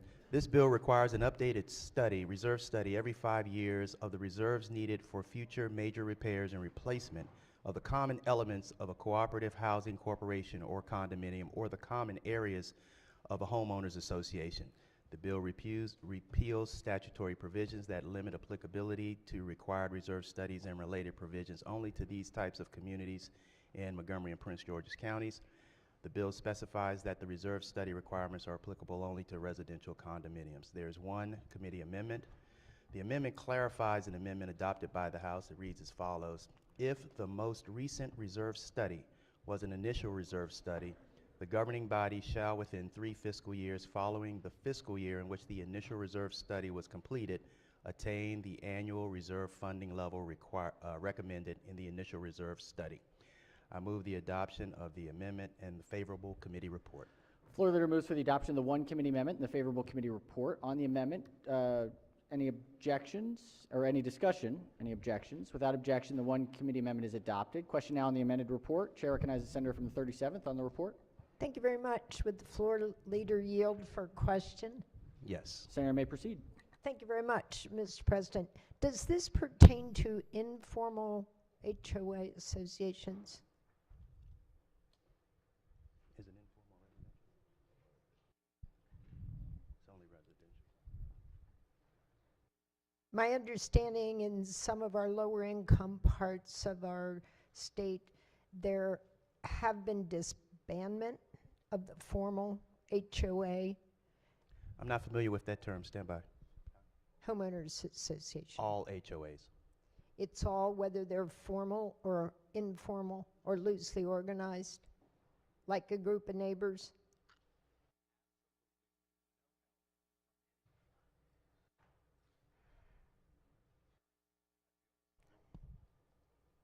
It needs to be an HOA, a formally established HOA.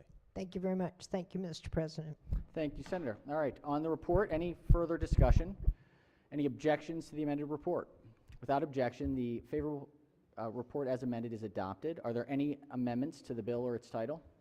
Seeing none, House Bill 107 is hereby ordered passed for third reading. Clerk will read the next bill. House Bill 679, Delegate Stein, Vehicle Laws, Licensing of Businesses and Occupations, Definition of Vehicle Salesman, favorable with one amendment. Chair recognizes the Vice Chair of the committee. Thank you, Mr. President. As a state, we license and regulate car salesmen, but we don't license and regulate the finance guys who are key to most car sales. And so this bill just adds them into the definition of a vehicle salesman. Mr. President, there's one committee amendment. It clarifies the language of the bill and removes a person who sells insurance from the provisions of the bill. I move the one committee amendment and the favorable committee report. All right, floor leader moves for the adoption of the one committee amendment and the favorable committee report. On the amendment, any discussion? Any objections? Without objection, the one committee amendment is adopted. Question now is on the amended report. Any discussion? Any objections? Without objection, the favorable committee report as amended is adopted. Are there any further amendments to the bill or its title? Seeing none, House Bill 679 is hereby ordered passed for third reading. Can we make it a... Were they unanimous? Chair recognizes the chair of the committee. Thanks. I'd just like to have the last calendar made a consent calendar. All right. Madam Chair, would it be appropriate to add them to the other JPR consent, just to make it one big calendar? Or would it have to be separate? So it'll be a separate consent. Okay. One less vote. All right. If there are no objections, we'll move these to consent calendar for third reading. Okay. We have the Senate version of this bill, or from JPR calendar number 39. Clerk will read the bill. Senate Bill 416, Senator Edwards, Vehicle Laws, Driving in Right-Hand Lanes, Interstate Highways in Rural Areas, favorable with two amendments. Chair recognizes Senator from District 4. Thank you very much, Mr. President. Amendment, same bill as before. I do have an answer from the senator from Anne Arundel County as soon as I'm done. But amendment number 1 is technical. Amendment number 2 conforms the bill to House Bill 222 by specifying a person may not be issued a citation for violation of this bill. So it conforms it to that bill. And just so that the definition of rural is outside of an urban area, and the definition of an urban area means an area with boundaries fixed by the administration that includes and is adjacent to a municipality or other urban place having a population of at least 5,000 as determined by the latest federal census. So I think in Crownsville and those areas, I think this won't apply. This is going to be really rural areas. So I would move the two committee amendments and the favorable report. All right, floor leader moves for the adoption of the two committee amendments and the favorable committee report. On the amendments, any discussion? Any objection to the two committee amendments? Without objection, the two committee amendments are adopted. Question now is on the favorable report as amended. Any discussion? Any objections? Without objection, the favorable committee report as amended is adopted. Are there any further amendments to the bill or its title? Seeing none, Senate Bill 416 is hereby ordered printed for third reading. All right, we have some straggler special orders here. Let's go with special order number 80. Clerk will read the bill.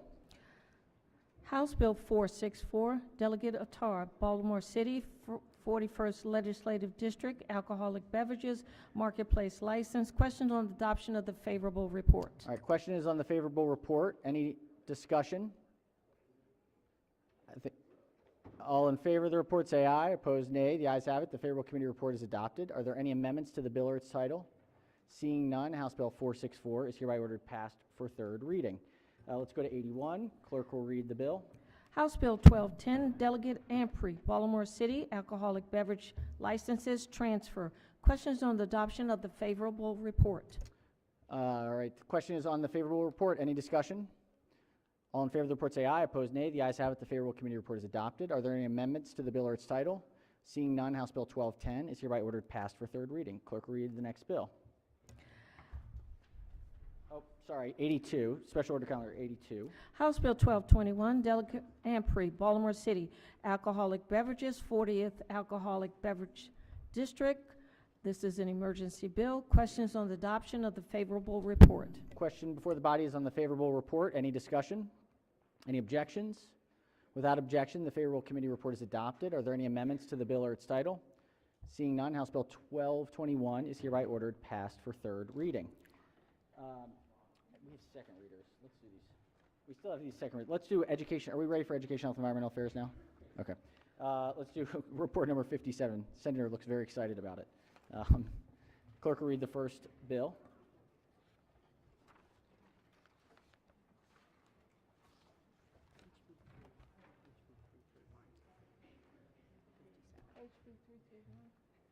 I don't have it.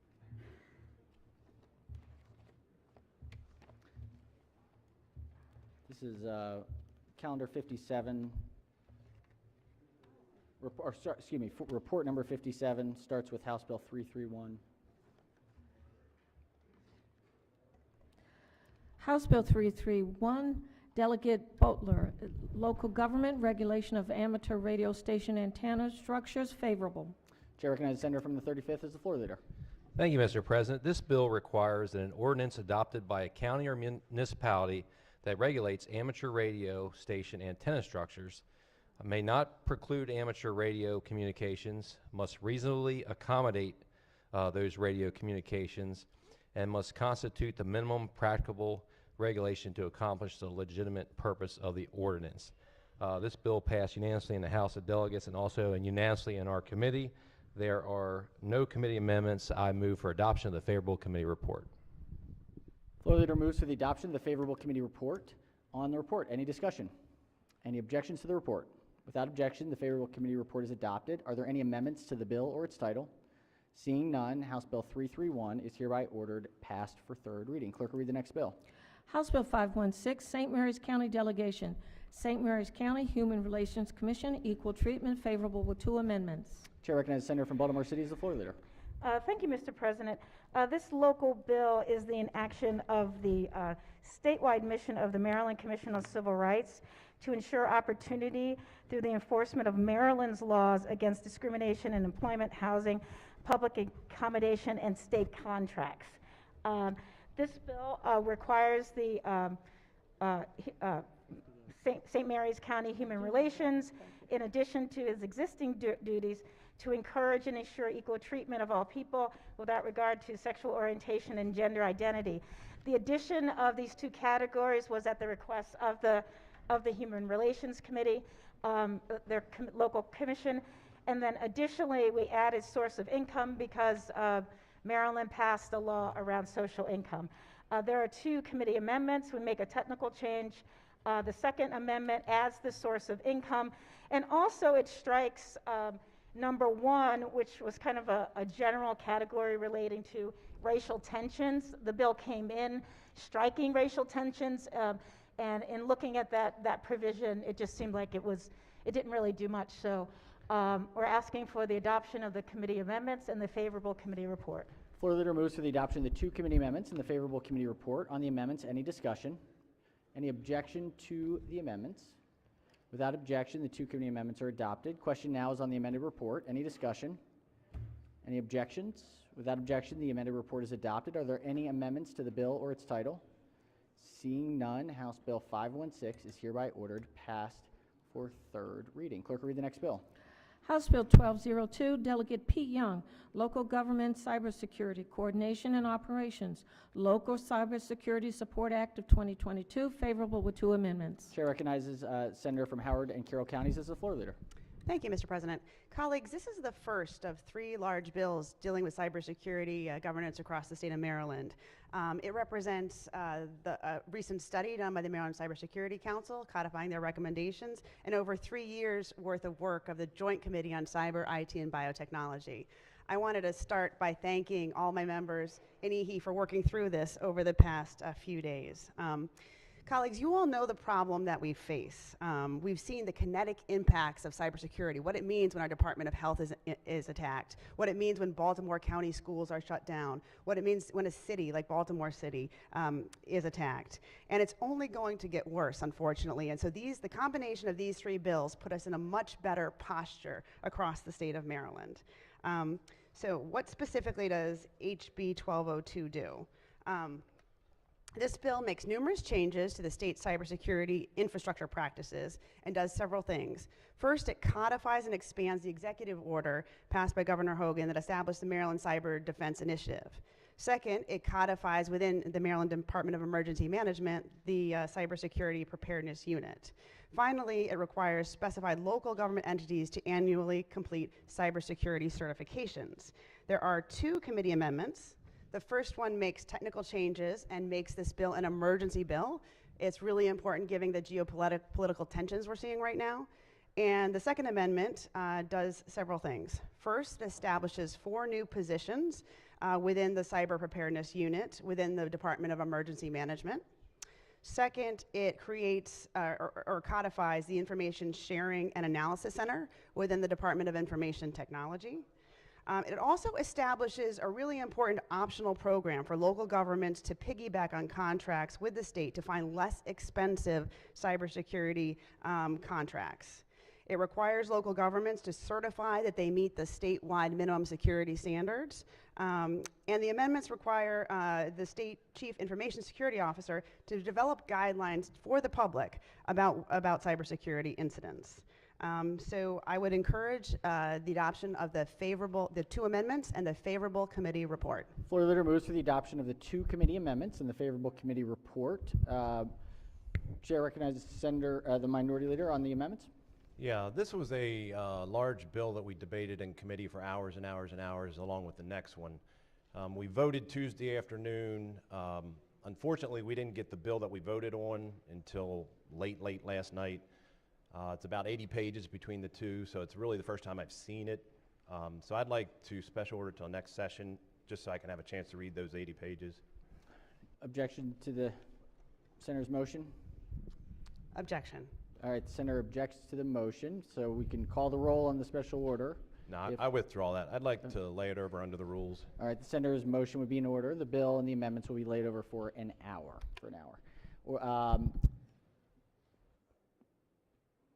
Question on the bill, Mr. President, and the size of it. I mean, in all fairness, it's a pretty big bill. I was going to ask for a special order till tomorrow.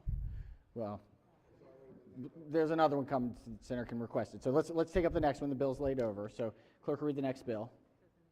House Bill 1346, Delegate P. Young, State Government, Cybersecurity Coordination and Governance, favorable with 5 amendments. Chair recognizes the chair of the Cybersecurity, IT, and Biotechnology Joint Committee. Thank you, Mr. President. This is the second in the package. This one deals specifically with state units of government. First of all, it expands and enhances the state's regulatory framework related to cybersecurity. And among other things, it once again codifies and expands the Maryland Cybersecurity Defense Initiative and establishes multiple reporting requirements for state and local governments. There are 5 committee amendments which do the following. The first, amendment number 1, makes technical changes. The second modifies the qualifications for appointment of the position of our State Chief Information Security Officer. The third requires each executive agency to complete a security assessment every 2 years. And it requires that the legislative and judicial branch receive a security evaluation from an independent auditor. It also exempts only the judicial and legislative branches from the need to require Department of Information Technology oversight in the approval of major information technology projects. Amendment number 4 removes the requirement that the local cybersecurity plans be submitted to the Office of Security Management, and it modifies the mechanism for reporting a cybersecurity incident at the local level.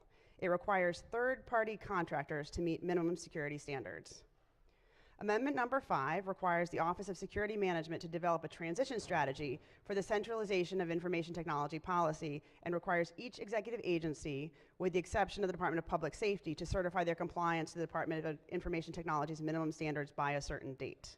The amendment authorizes the Department of Information Technology to assume authority over a cybersecurity system if the agency's systems do not meet basic standards by a certain date. I would urge the adoption of the favorable committee report and the 5 committee amendments. Floor leader moves for the adoption of the 5 committee amendments and the favorable committee report. Chair recognizes the senator from District 7. Thank you, Mr. President. A couple quick questions for the floor leader. Yes. Senator may proceed. Thank you. So, looks like a pretty big bill that came in.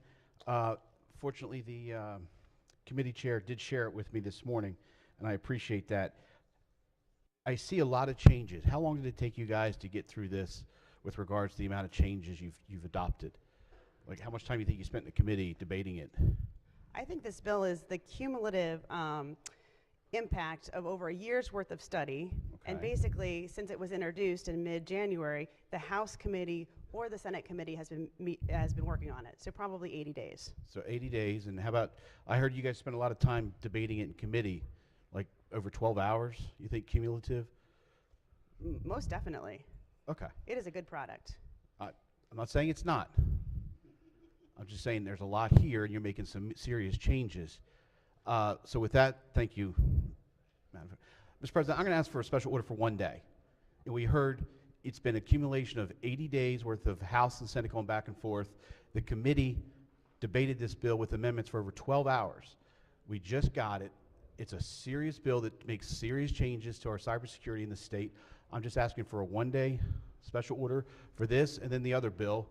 And, you know, it's a House bill, so we still get to deal with it tomorrow and Monday, because once it's passed, it's done. So I'm asking for just a 1 day special order, Mr. President. All right, Senator has moved for a 1 day special order. Let's hear from the floor leader. Any objections? Yes, Mr. President. There's nothing drastic or unreasonable in this legislation. It's big, but a lot of it is codifying existing practice. So I would reject this senator's motion, but accept a layover. All right, Senator, does the Senator wish to press forward on this special order, or? Absolutely, Mr. President. With all due respect, Senator, I understand you know this. You've been dealing with it for 12 hours in debate. 3/4 of us haven't. So I'm asking for a special order for 1 day. A layover? Come on. I get it. 80 pages? I can't read 80 pages in 1 hour. So I'm going to press the special order, Mr. President. All right, the question is on the question right now before the body is on the special order for a day. On the motion, Chair recognizes the minority leader. Yeah, I rise in support of the motion. Just to give the body why we're asking for this. We've been working on this bill for hours and hours during voting sessions, so much that the House is saying, why are you holding our bills up? It's because we've been working on this and not being able to vote. We voted on a bill Tuesday afternoon. Nobody, I would say, in the committee knew what the bill looked like. We were putting amendments on. We were going down rabbit holes. The chair or the legal counsel was saying, I'll draft that up. We had 30 to 50 amendments from agencies that we didn't even get to. And we said, we got to move this. Normally, we have agencies that don't come in and tell us. They provided all this information. Some of them, maybe the amendments handled, maybe didn't. But we said this is so, we have to rush it to the floor. We can't even deal with what the agencies say need to be corrected in this bill. And let me just say, cybersecurity should not be a partisan issue. We all want our data protected. It's a double-edged sword. We should pass something for cybersecurity, but we shouldn't put something out there that's going to hinder cybersecurity either, especially in election year, right? We have a cybersecurity incident, and we can point back to something in here that caused that to happen. We've got to get this right. It's not Democrat, it's not Republican, it's cybersecurity. We've got 80 pages, and I haven't even had a chance to see, and I abstained during committee because I didn't know what the bill was. The vote out of committee was 7 to 1 to 2 to 1. And for a bipartisan cybersecurity bill, that is not the confidence we need coming out on this floor. So it's a very reasonable request. We at least should know what we're passing before we pass it. All right. On the motion, Chair recognizes the Senator, Vice Chair Budget and Tax. On the motion. Thank you, Mr. President. I rise in opposition to the motion. America's under attack. America's under attack by Russia because of the war in Ukraine, Mr. Putin's war. Every day we get more reports from our intelligence agencies, from European intelligence agencies about the attacks on the United States. We know here in Maryland what happened to the health department in the middle of the COVID crisis. Yes, it's a complicated issue, but yes, it's a very important issue. It's key to the security of our people, our state, and our agencies. Yes, people should have time to look at it. There will be time to look at it, but not with a special order. I oppose it, Mr. President. Thank you, Senator. All right, on the special order, Chair recognizes the Senator from District 6. Thank you, Mr. President. What was brought up is what happened in Baltimore County, as the Speaker of the bill brought up. We had a very serious problem in Baltimore County. It didn't take a day, didn't take a week. It took a very long time. And Mr. President, in the city of Baltimore, we've had similar problems where there have been attacks. Now, it's just a very important bill, and we need to act right away. We do, but I think we need to be responsible. And if those that haven't had the opportunity to look at 80 pages of a bill, and you give them 1 hour, in all due respect, I'm not a part of EHE. I like to have a better understanding about the bill. And those that are not a part of that committee, I think they should feel the same way. That having just the opportunity to look at the bill and get a better understanding, in that respect, you should absolutely have a special order, Mr. President. And I think every person should back this up and read this in detail in every part, so you can have the opportunity today to get back tomorrow and to respond. Thank you, Mr. President. All right. On the motion, just context-wise, just so that we're all just kind of in the same area here. So the motion is a special order tomorrow. This bill has not yet been laid over. Obviously, it's the first time before us. So in the case that this motion were to fail and a subsequent motion to lay over would happen, that would be an hour, the end of third readers, whichever is sooner.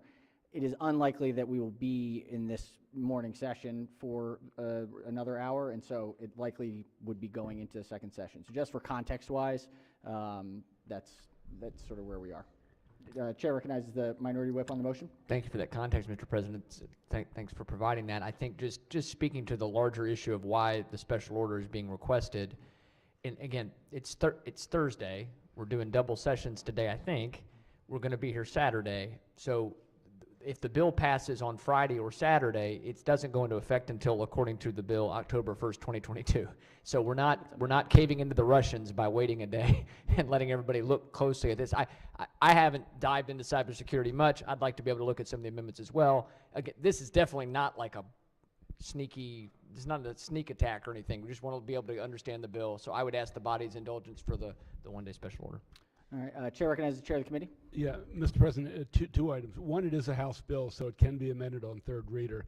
And secondly, it's very likely going to go to conference committee, and we are running out of time. So unless they concur with our amendments, but I expect there'll be a conference committee, so time is of the essence as well. Thank you, Mr. Chairman. All right, the question is on the special order. We can do a roll call vote. The if we're ready for the question, clerk will call the roll. Mr. President, Has everyone recorded their vote? Anyone wish to change their vote? Explain their vote? If not, the clerk will take the call. With 29 votes in the negative, the motion fails. Chair Mr. recognizes the President. Minority Leader. Just one quick question of the floor leader On the amendments? before I lay it over. Senator may proceed. I know in committee we voted to exempt USM from this. Where is that in the bill?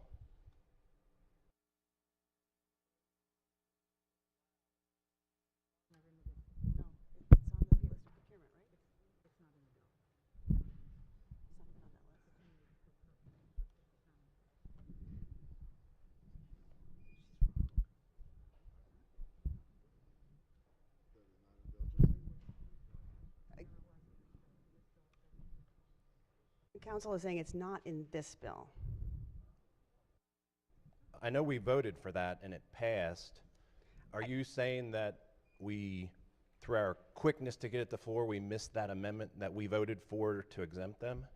No, Senator. I have a series of technical amendments that have been coming to me, and those will be offered on the third reader. Well, that may be true, but we voted a product out of committee that exempted USM.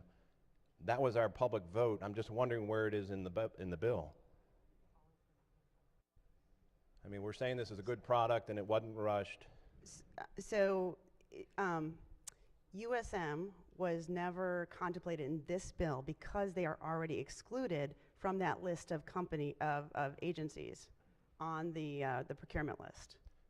No, in all due respect, there was that one section where we talked about procurement and we put it down to the legislative and judicial.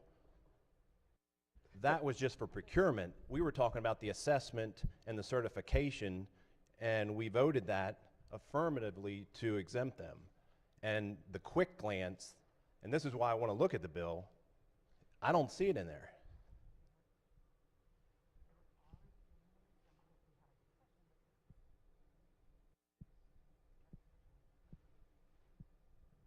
Right, because they were already exempted on that list. Are you talking about the procurement list? Yes. Right, but we voted that they would be exempt from the certification and assessment. We had a discussion about that. Well, you can go back to public record and see the public vote.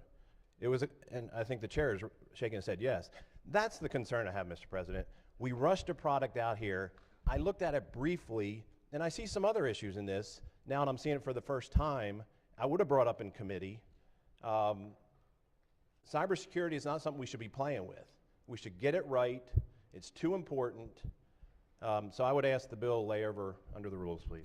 All right, the senator's motion is in order. The bill and the amendment will be laid over under the rule for an hour or following a third reader calendar, whichever is sooner, but this afternoon is really where we are. All right, let's see. That is the end of that calendar. What time do we have? Okay, let's keep trying. We've got calendar number 58 out of Education, Health, and Environmental Affairs. Clerk will read the first bill. House Bill 15, Delegate Lukey, Invasive and Native Plants Classification, Listing, and Use, favorable. Chair recognizes the senator from District 12 as the floor leader. Okay. House Bill 15 is identical to Senate Bill 7 as unanimously passed by the Senate. The bill requires the Department of Agriculture to classify as a Tier 1 invasive plant or a Tier 2 invasive plant each invasive plant species, identifying the plant invaders of Mid-Atlantic Natural Areas publication issued by the National Park Service and the U.S. Fish and Wildlife Service. The Department of Natural Resources must, 1, publish on its website a list of native plant species and identify which species may be used as an alternative to the use and planting of Tier 2 invasive plants, and secondly, notify nurseries, landscapers, plant wholesalers, and plant retailers of the bill's provisions. State agencies and entities that receive state funds must prioritize whenever possible the planting of native species. There are no committee amendments. Move the adoption of the favorable committee report. All right, floor leader moves for the adoption of the favorable committee report. On the report, any discussion? Any objections to the report? Without objection, House Bill 50, the favorable committee report is adopted. Are there any amendments to the bill or its title?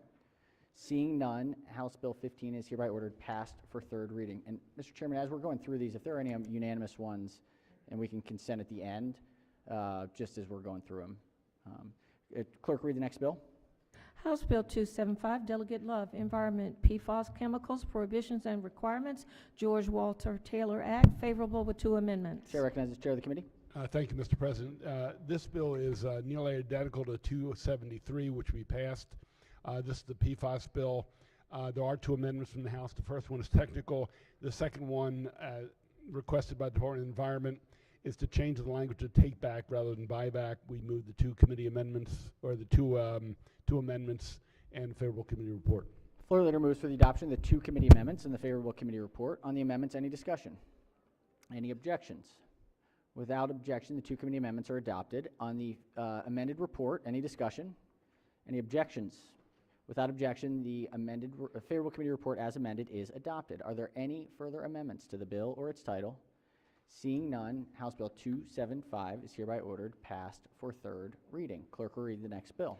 House Bill 359, Prince George's County Delegation, Prince George's County Alcoholic Beverages, Transfer of Class A Beer, Wine, and Liquor License, favorable with 1 amendment. Chair recognizes Senator from Anne Arundel as the floor leader. Thank you, Mr. President. This is a local Prince George's County bill dealing with alcohol. It just has a transfer of Class A's into another district as long as there's none within a mile. There was 1 amendment that just limited it to districts 23, 25, and 27. I move the amendment and the favorable committee report. Floor leader moves to the adoption of the 1 committee amendment and the favorable committee report. On the amendment, any discussion? Any objections? Without objection, the 1 committee amendment is adopted. On the amended report, any discussion? Any objections? Without objection, the favorable committee report as amended is adopted. Are there any further amendments to the bill or its title? Seeing none, House Bill 359 is hereby ordered passed for 3rd reading. Clerk will read the next bill. House Bill 546, Delegate Aaron's, Pedestrians, Ken Island Drawbridge, Fishing Prohibition, favorable. Chair recognizes the senator from the 38th District as the floor leader. Thank you, Mr. President.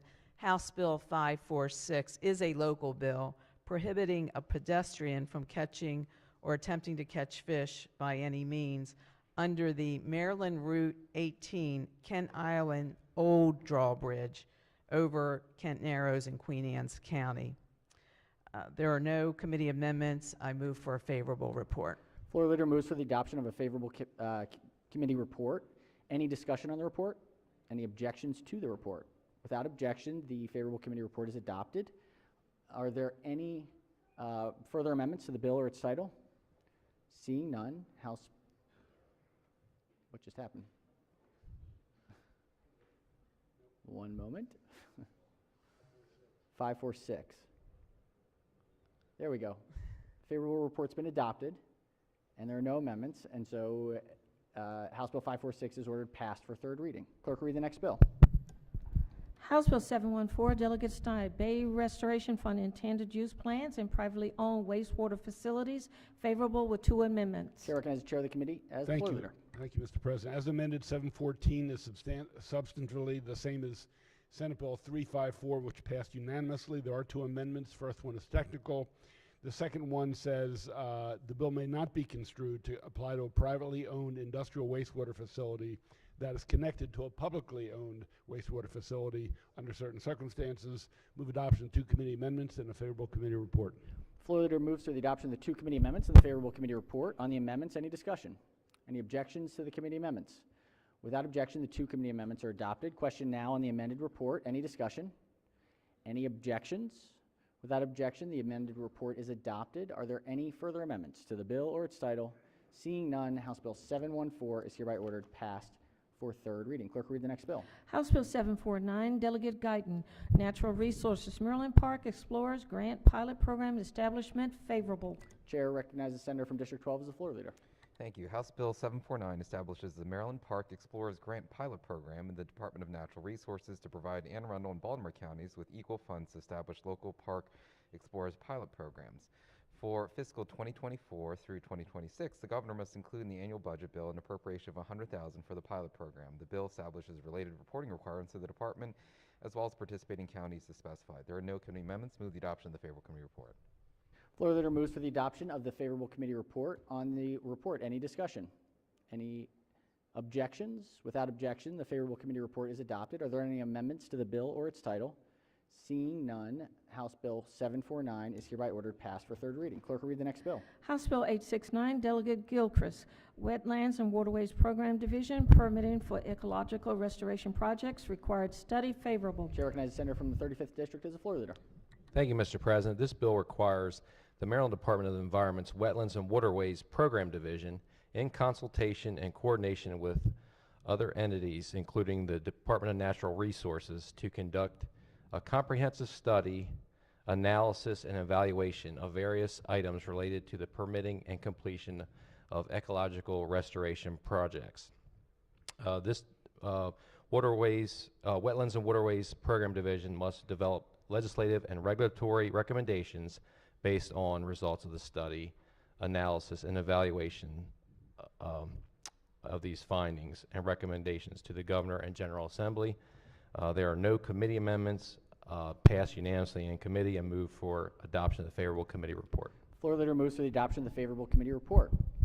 Any discussion? Any objections? Without objection, the favorable committee report is adopted. Are there any amendments to the bill or its title? Seeing none, House Bill 869 is hereby ordered passed for third reading. Clerk will read the next bill. House Bill 1200, Delegate Wells, Environment Permit Applications, Environmental Justice Screening, favorable. Chair recognizes the senator from Charles County as the floor leader. Yeah, thank you, Mr. President, colleagues. House Bill 1200, which is substantially similar to Senate Bill 818, which passed the Senate unanimously, establishes environmental justice screening requirements for specified permits issued by the Maryland Department of the Environment. The bill requires a person who is applying for a specified permit to include the EJ score from the Maryland EJ tool for the census tract where the applicant is seeking a permit.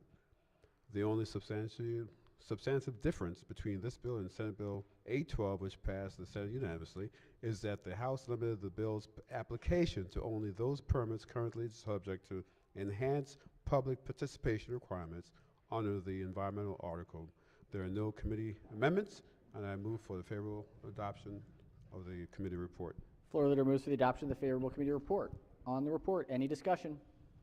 Any objections? Without objection, the favorable committee report is adopted. Are there any amendments to the bill or its title? Seeing none, House Bill 1200 is hereby ordered passed for third reading. Clerk will read the next bill. House Bill 1300, Delegate Hartman, Beach Erosion Control District, State and City-Owned Structures, favorable with 2 amendments. Chair recognizes the senator from the 38th District as the floor leader. Thank you, Mr. President. House Bill 1300 is substantively identical to Senate Bill 64, which was unanimously passed by the Senate. This bill exempts the repair and construction of an existing structure owned by the state or the mayor and city council of Ocean City from an existing prohibition on construction activity within the beach erosion control district, as long as the project does not result in any significant permanent environmental damage to the district as determined by the Department of Natural Resources. There are 2 committee amendments. The first amendment is technical, and the second removes an obsolete exemption for certain boardwalk widening project from existing law, since that project is already completed, and of course we invite you to take that stroll on the boardwalk in Ocean City. I move for a favorable report on the amendments and a favorable report on House Bill 1300.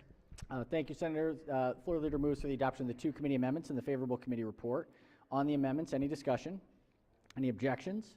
Without objection, the 2 committee amendments are adopted. Question now is on the favorable report as amended. Any discussion? Any objections? Without objection, the favorable committee report as amended is adopted. Are there any further amendments to the bill or its title? Seeing none, House Bill 1300 is hereby ordered passed for third reading. Chair recognizes the chair of the committee. Mr. President, other than HB 1200, all the others were unanimous in committee, and I would urge the Senate to put them on a consent calendar. All right, senators move to put this calendar to consent except for 1200. Are there any objections? Without objection, so ordered. All right, let's do a little bit more here. We're trying to get through these second reader reports. It's not looking like we're going to get to the third readers during this session, but we'll see where we go. Sticking with Education, Health, Environmental Affairs, calendar 59. Clerk, read the House first Bill 192, Baltimore County Delegation, Baltimore County Board of Education. Student member, voting and training, favorable. Chair recognizes the senator from the 12th District as the floor leader. Thank you. This bill authorizes the student member of the Baltimore County Board of Education to vote on matters relating to capital and operating budgets. The bill also requires the student member to complete specified budget training within 2 months of the student member's election in order to be eligible to vote on budgetary matters. The training must be developed by a work group consisting of board members and executive leadership of the Baltimore County Public School System. A draft curriculum for the budget training must be submitted to the county board for review by December 31st of this year. The training must focus on the operating and capital budget process of the county board and be facilitated by representatives of the school system's Division of Fiscal Services. The bill takes effect July 1st of 2022. It's a local bill and has local support. There are no committee amendments. Move the adoption of the favorable committee report. Floor leader moves for the adoption of the favorable committee report. Any discussion? Chair recognizes the senator from the 44th District on the report. Yes, just wanted to check. Did your committee receive an amendment on this bill? Stand by 1 second.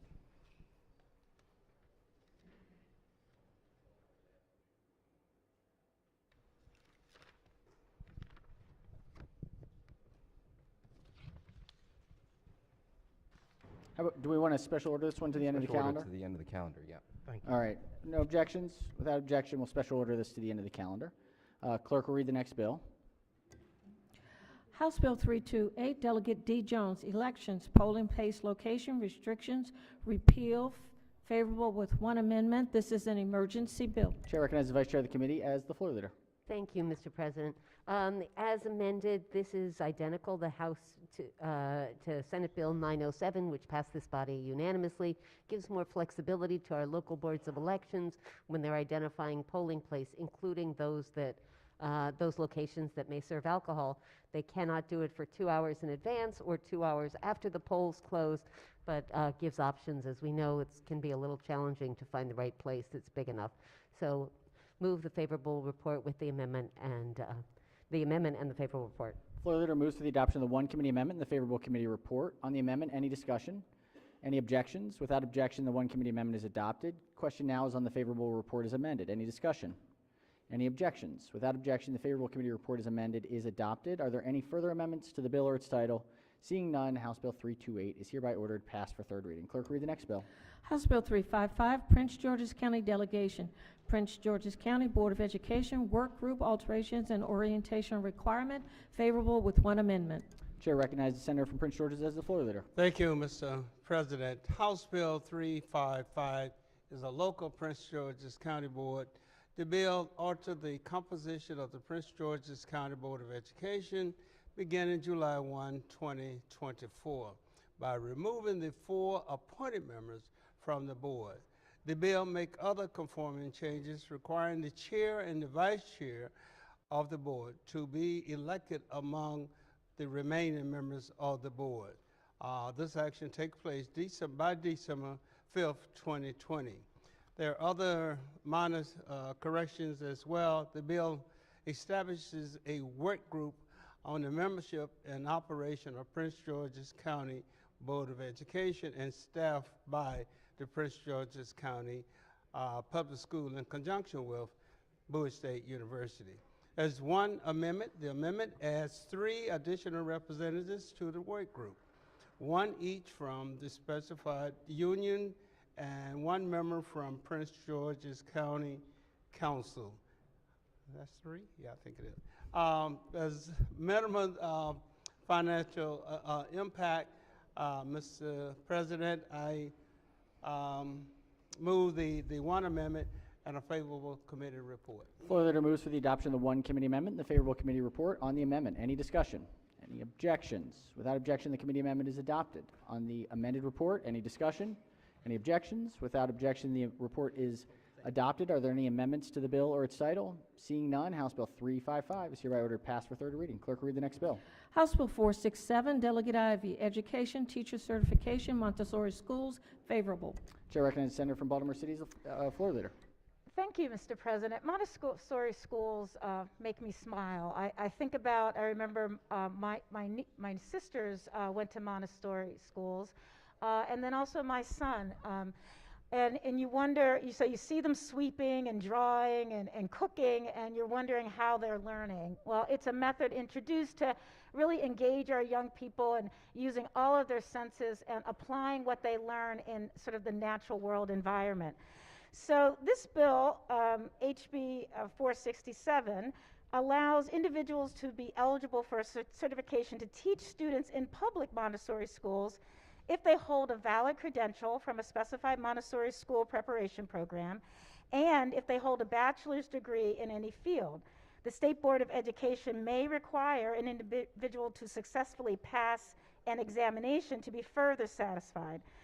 Montessori school is defined as a public school that uses the Montessori instruction modality as its primary method of instruction, or it's approved as a Montessori school by MSDE.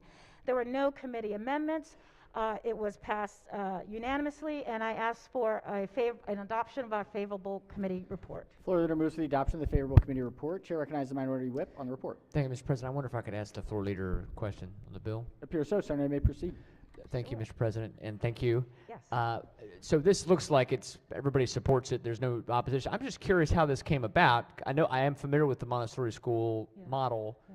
Did they want this, or? Yes. Oh, So this yeah. bill has come over a couple of years, and the idea is that they are I guess it fits into our alternative certification model, where we allow individuals who have expertise in the private sector to come in and be a part of a special program, and they don't exactly have to graduate with a traditional education degree. So that's what this bill does. And they just didn't have a mechanism for doing that for the Montessori model, basically? That is correct. Okay, great. Thank you. Thank you, Mr. President.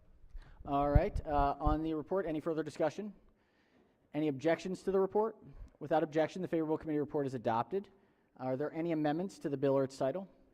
Seeing none, House Bill 467 is hereby ordered passed to third reading. Clerk, read the next bill.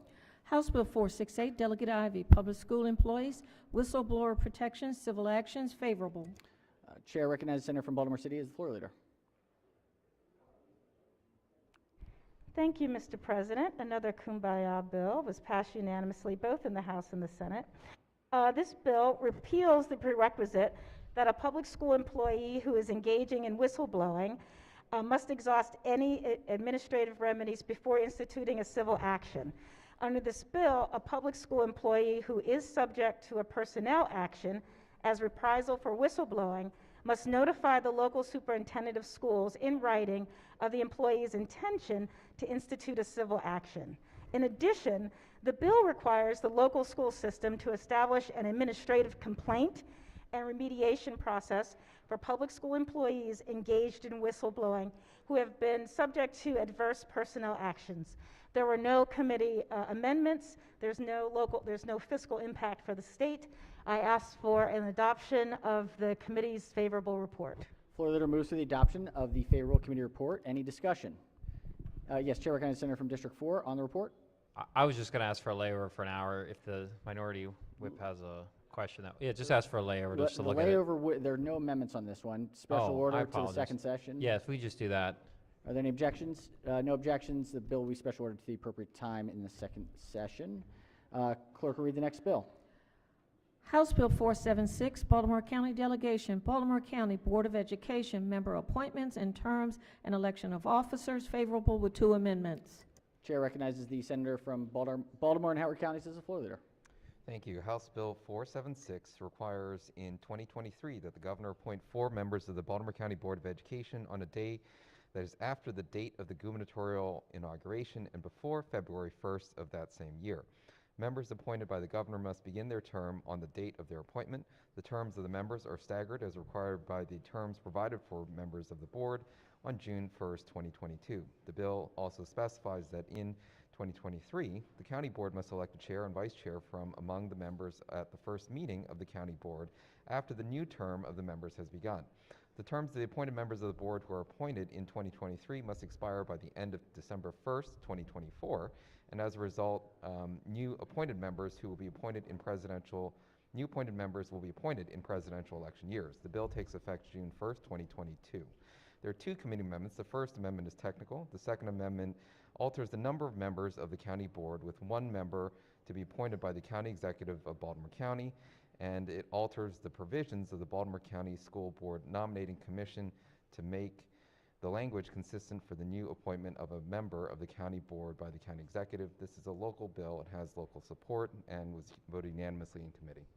All Move right. the adoption of the two committee amendments and the favorable committee report. Floor leader moves for the adoption of the two committee amendments and the favorable committee report. On the amendments, any discussion?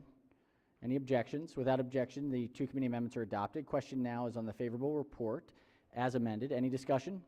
Any objections? Without objection, the favorable committee report as amended is adopted. Are there any further amendments to the bill or its title? Seeing none, House Bill 476 is hereby ordered passed to third reading. Just before we go to the next bill, Senator from the 38th District, Lower Eastern Shore, I believe have guests behind you, in the gallery behind you. And they are still coming in. Oh, they are. Thank you, Mr. President. I am asking my friends and colleagues in the Senate to give a very warm welcome to our high school students from Chrisfield High School. This is something we have been planning for the past 2 years, and with the pandemic, it didn't work out. And we are so happy that they made it up today. They've been to the House and buildings. They've done the whole tour. They've been over to the Naval Academy, and we're just delighted that they're here with us. And please, let's give them a great, warm Senate welcome. Welcome, Chrisfield High School. I'm sure they were up early this morning to make it here today, so we are so glad you could make it. Chair recognizes Senator from the 33rd. For a quick break of introduction, if I may. Senator may proceed. Ladies and gentlemen, I've been, as I mentioned earlier, a senator for 13 years, and I have two staff members who I invited to the floor today, and they're camera shy. So I just wanted to give an acknowledgement to Carrie Doyle and Cindy Nethus, who have been with me from day one 13 years ago. Right. As we know, there's a certain turnover among staff, and when you have somebody who is trained, motivated, and really makes the senator look good, we're very fortunate to have them in our world. But more importantly, Mr. President, those of you who remember about 8 years ago, I guess, I had to excuse myself one morning to attend a naturalization ceremony for a young Irishman. He's with us on the floor today. I'd like to introduce Jason McCarthy. Welcome, welcome to. So we tell a lot of jokes about mother-in-laws and son-in-laws. Well, I have the best mother-in-law in the world, but I have a spectacular son-in-law who married my youngest, Rachel. Rachel. Wrong sister. I have three girls, all beginning with R, so. We'll delete that from the recording. So when Regina was a student at Towson, she went to Ireland to study for a semester. She got 5 Bs and met Jason. All right. They dated long distance for 3.5 years. They were finally married 12 years ago, I believe. I got that right. And Jason just accepted a job over at the Anne Arundel County Circuit Courthouse, so it's an easy visit for him to come. But ladies and gentlemen, a fellow who recognized that Ireland's a great place to be from, and the United States is a great place to develop deep family roots. And please give him another warm Senate welcome. Thank you, Senator. Welcome, welcome. Pleased to have you. Excellent. Yes, very briefly, we still got to keep going. Yeah, very briefly. I was able to meet Jason a few years ago with the good senator, and for a time he was a 911 specialist, which is an extraordinarily hard job, and so just another investment in public service. Excellent, So, thank you. Appreciate your work there. Thank you, Senator. All right. We got to keep going. Is this Senator from the 28th District? Mr. President, a brief introduction. Very briefly. I have a shadow today, Ms. Kara Covington from UMBC. For my work there with my son as president of the association, Parents Association. So I'm still involved, even though I'm a TERP. So Kara, please stand. Excellent. Welcome. Welcome. All right, let's get going. Clerk will read the next bill. House Bill 512, Delegate Guidance, Professional Standards and Teacher Education Board, Composition and Regulations, favorable. Chair recognizes the Senator from the 28th as the floor leader. Yeah, thank you, Mrs. President. House Bill 512 is a straightforward bill. It alters the composition of the Professional Standards and Teacher Education Board by adding one member of the Maryland Association of Non-Public Special Education Facilities, and by reducing from 2 to 1 the number of board members who are administrative or supervisory staff of the approved non-public schools of the state of Maryland. There are no committee amendments. There is no fiscal impact. I move for adoption of the favorable committee report. Floor leader moves for the adoption of the favorable committee report. Any discussion? Any objections? Without objection, the favorable committee report is adopted. Are there any amendments to the bill or its title? Seeing none, House Bill 512 is hereby ordered passed for third reading. Clerk will read the next bill. House Bill 836, Douglas Learman, Public Schools, Student Athletics Requirements and Emergency Action Plans, Elijah Gorman Act, favorable with one amendment. Chair recognizes the Vice Chair of the committee as the floor leader. Thank you, Mr. President. We all still grieve the untimely loss of Jordan McNair and Elijah Gorham, a college student and a high school student, when there was not enough healthcare technology available on the field and not a quick enough response. The Senate bill has already passed. This is the cross file. There is one technical amendment. Move the favorable report as amended. Floor leader moves for the adoption of the one committee amendment and the favorable committee report. On the amendment, any discussion? Yes, Chair recognizes the senator from 38th District. Thank you. Would the floor leader rise, please?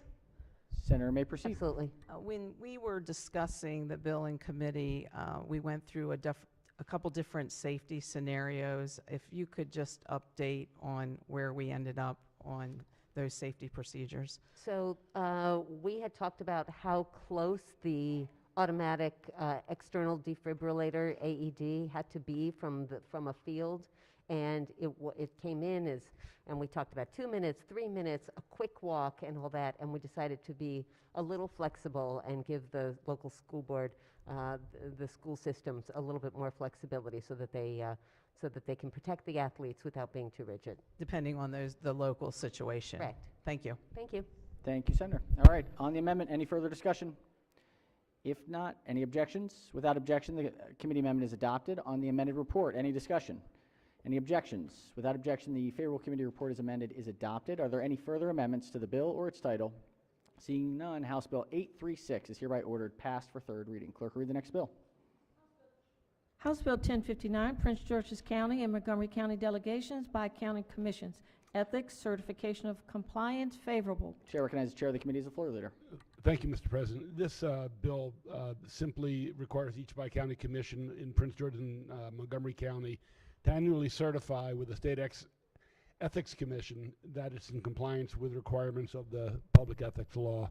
Move adoption of the favorable report. Floor leader moves for the adoption of the favorable committee report. Any discussion? Any objections to the report? Without objection, the favorable committee report is adopted. Are there any amendments to the bill or its title? Seeing none, House Bill 1059 is ordered passed for third reading. Clerk will read the next bill. House Bill 1327, Delegate Bondari, Education, Home, and Hospital Teaching Program for Students. Report favorable with one. Chair recognizes the senator from the 12th District as the floor leader. Thank you. In general, this bill requires the Maryland State Department of Education to assess, study, and analyze various issues related to the home and hospital teaching program for students and submit a report on its findings and recommendations to the governor, the Maryland State Board of Education, and the General Assembly by December 31st of this year. The bill takes effect of July 1st of this year and terminates June 30th of next year. There is one committee amendment. This amendment requires MSD to compare student academic outcomes against the various methods authorized in regulation to deliver instruction to students and to explore options regarding delivery through existing virtual schools. This bill was voted unanimously in committee. Move the adoption of the one committee amendment and the favorable committee report. Floor leader moves for the adoption of the one committee amendment and the favorable committee report. On the amendment, any discussion? Any objections? Without objection, the one committee amendment is adopted. Question now is on the amended report. Any discussion? Any objections? Without objection, the favorable committee report as amended is adopted. Chair recognizes the chair of the committee. Mr. President, I believe all these bills on this list. Let me just, do we have any amendments on this 1327? If not, House Bill 1327 is ordered passed for third reading. Thank you, Mr. Chairman. Mr. President, report number 59, I believe, were unanimous in committee, and I would move they be placed on a consent calendar. All right. Any objections to moving these bills to a consent calendar for third reading? Without objection, so ordered.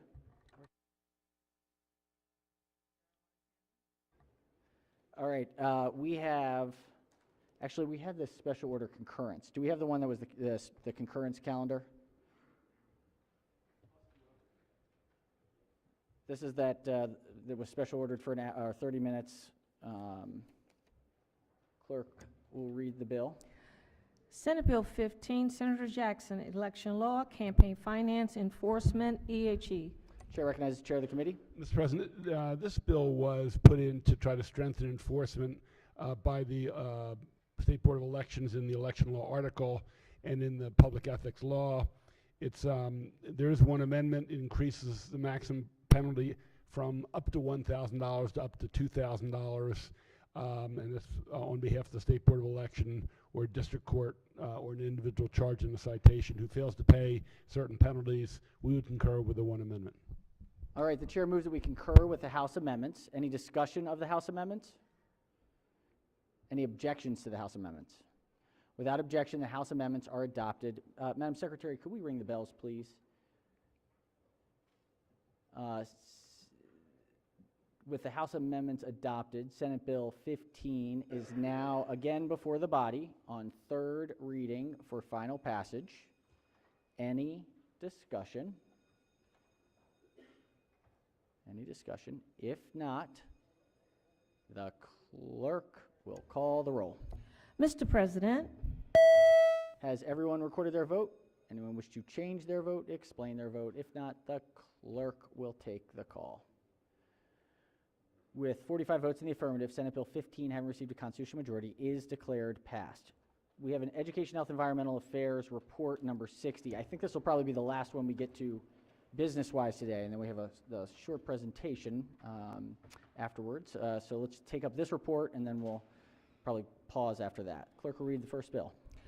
Senate Bill 754, Senator Hester, Local Government Cybersecurity Coordination and Operations, Local Cybersecurity Support Act of 2022, favorable with 2 amendments. Chair recognizes the chair of the Cybersecurity, IT, and Biosecurity Joint Committee. Thank you so much, Mr. President. Colleagues, this is exactly the same, in the same posture as House Bill 1202, which we just discussed. I would urge the adoption of the committee amendments and the favorable committee report. Floor leaders move for the adoption of the 2 amendments. Chair recognizes the senator from District 7. Thank you, Mr. President. Ask the bill and amendments lie over under the 1 hour layover. The senator's motion is in order. The bill and the amendments will lay over under the rule. Clerk, read the next bill. Senate Bill 812, Senator Hester, State Government Cybersecurity Coordination and Governance, favorable with 2 amendments. Chair recognizes senator from District 9.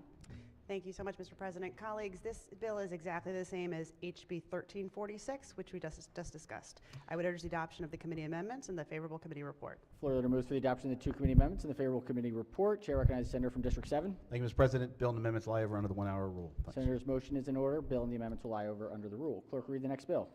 Senate Bill 945, Senator Gallion, Wetlands and Waterways Program, Authorization for Ecological Restoration Projects, favorable with 2 amendments.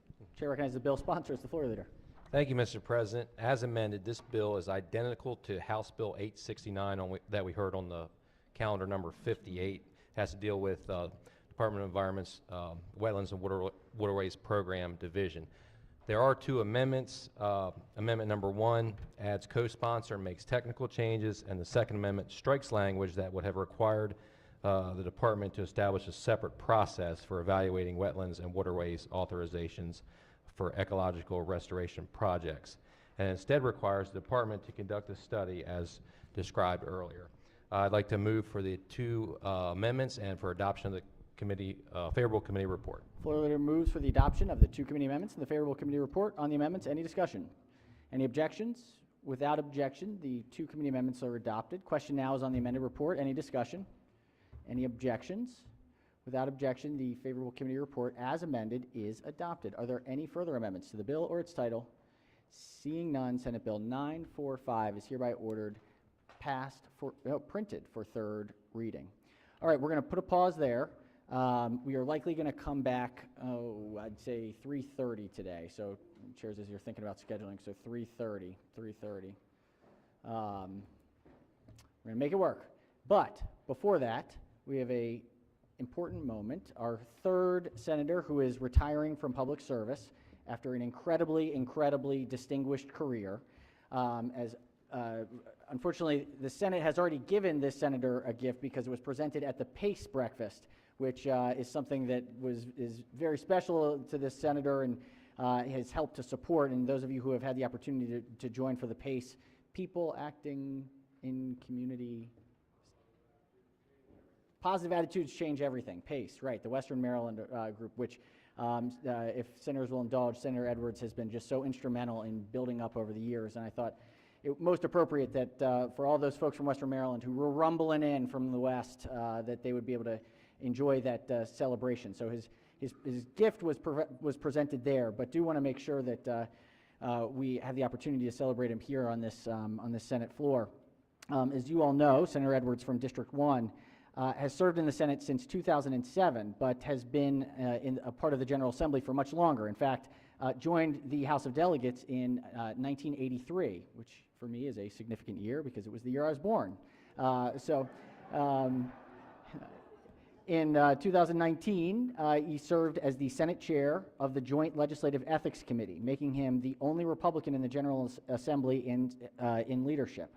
He also chaired the Executive Nominations Committee, on which he is also chair of the Executive Nominations Committee, which he served since 2011. His work on the Joint Subcommittee on Program Open Space and Agricultural Land Preservation, which, while is important, of course, to the entire state, is particularly crucial to the Western Maryland constituents. The Agricultural Land Preservation Program protects agricultural land and woodland as open space and provides for the continued production of food and fiber and curbs the extent of urban sprawl. Senator Edwards has also served on the executive board of the Rural Maryland Council, which is, of course, the state's rural development agency and addresses problems and challenges facing rural communities in Maryland. While that's sort of on the professional side, I think there's a lot of folks who know Senator Edwards, but there's those of us who didn't serve 20 years ago, didn't quite know the examples of who this man really is. When his daughter, Kristen, was in high school, she was a star basketball player. And when she would have games, the senator would leave committee at the conclusion of committee, would drive 184 miles to go watch her play, wake up at 4 o'clock in the morning, and drive back those 184 miles to make it for the morning session regularly, and did it for years. Another minor fact that folks might also not know, the senator is quite the athlete, was the NAIA Football All-American fullback at Fairmount State College in West Virginia, where he graduated cum laude. He was also drafted by the Baltimore Colts, but was just the last cut before making, which was bad for him, but good for us because it led him to a life of public service. Was a teacher, served in the Maryland National Guard from 1970 to 76, and received that teaching certificate from Frostburg State, teaching history and geography, coaching basketball, all before he began his life in public service. Lastly, something I think that we all do this together with others. He's been married to his wife, Linda, where they will be celebrating their 55th wedding anniversary in June with their 2 children and 8 grandchildren. One final note, today we were trying to get the timing just right, but one of the things, on a personal reflection, having served with Senator Edwards on the Budget and Tax Committee, there were many moments where he would start talking about the challenges around economic development in Western Maryland, and I would sort of like close my eyes for a second and say, gosh, these are the same things that we're dealing with in the city. And what is remarkable is the shared challenges that exist, very different geographies, very different communities, but very similar challenges. And so for the years that we served together, consistently, Senator Edwards said, we've just got to find the right way to reinvent the economy in Western Maryland. Well, this year, as many of us know, in the budget and a bill that we've passed out of this committee, we will be creating the Western Maryland Economic Future Investment Program with a substantial investment that will provide really backbone investment into Western Maryland. And we didn't do it over here because we thought the senator may object, but asked our one of the chairs in the House to amend the Senate bill to name the fund the Senator George C. Edwards Fund. So.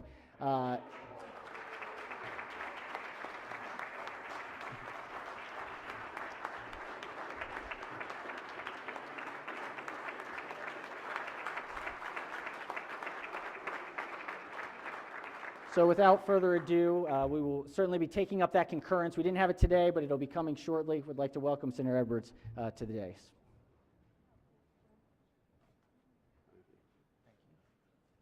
I noticed when you commented we were going to have a short presentation, I caught the word short, so I left my 25-page speech back there, and I brought up 3 pages of, as you can see, big type, so I'm not going to take too long. But thank you for your kind comments. I really appreciate them. Sometimes I get emotional, but I'll try to not to today. When the president first brought this up, he was going to ask some of us to come up here and speak that were voluntarily leaving. I think he said something along the lines that say why you ran, some of the things about here, and some advice to you all, which probably don't need any advice. I've been here 40 years, so I could talk for a long time, tell you a lot of stories, but I won't go there. I'll just give you a couple. Why did I run? 2 quick reasons. I love where I live,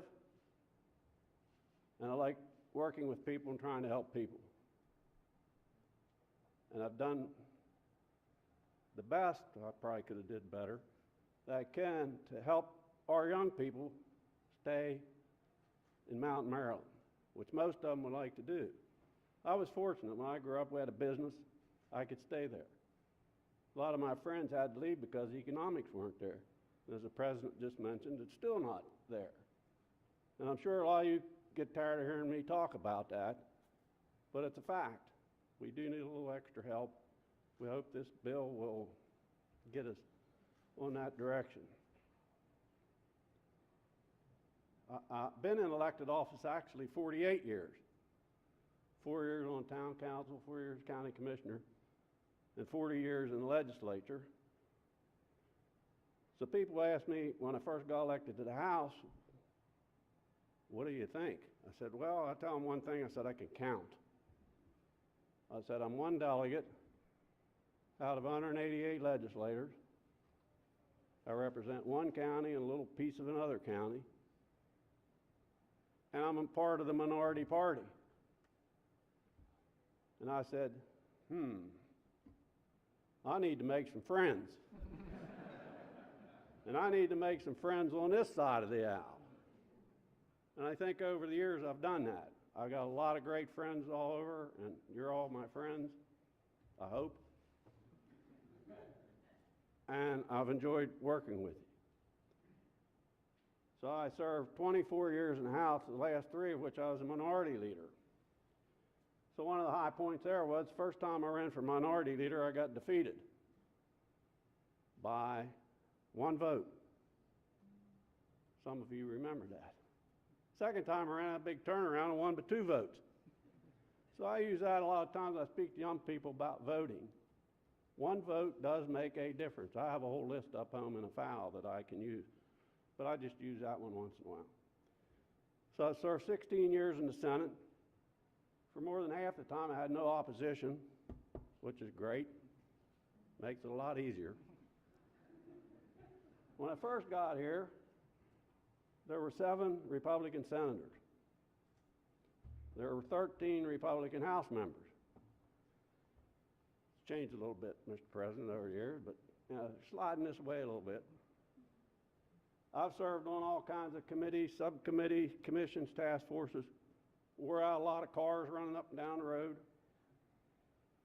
One thing, and a lot of people, you all probably do, but a lot of people in the public don't realize it, and this is just my thought process. Being in the legislature, I believe it's a lot harder coming when you come from a rural area, a member of the minority party. You live 3 hours away. Your chief of staff has to stay up in the district because he can't afford to pay rent for her to come down here. And I have a part-time person during the session and a little bit in the interim. So it makes it a little bit tougher, but it goes with the turf, and I accepted that, going with the turf. I have great staff. And when I mentioned that, the President mentioned my daughter also did that for my son, by the way. He was a pretty good ball player also. I've sponsored hundreds of bills, all of which were good, except some of you didn't think so, because you didn't vote for them. A lot of it dealt with protecting I have to watch how I say this here, your backside. You know, you get these bills and then you got to read some of these little lines in these bills. How does it affect my part of the state? I could go over a lot of those, but most of you might remember the bear bill I put in years ago. That was kind of protecting our backsides because we're the only place in the state at the time that had them. A lot of people don't understand the issue, didn't understand the issue. I try to be a straight shooter. I've tried to be a strong voice for rural Maryland. I've worked hard to get people to know more about Garrett County and Mountain Maryland as a whole and what is there. Hopefully I've made some progress. When I first got here, part of my push was to educate a lot of bureaucrats here on how to spell Allegheny.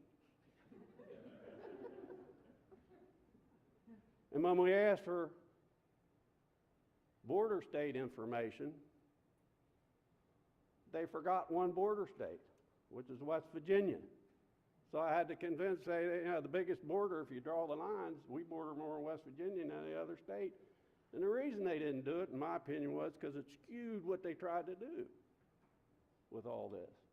So finally got them to include West Virginia to spell Allegheny correctly. And if you've been through Siding Mountain, you know there's a rest stop there. So one time I was going home, I stopped at the rest stop.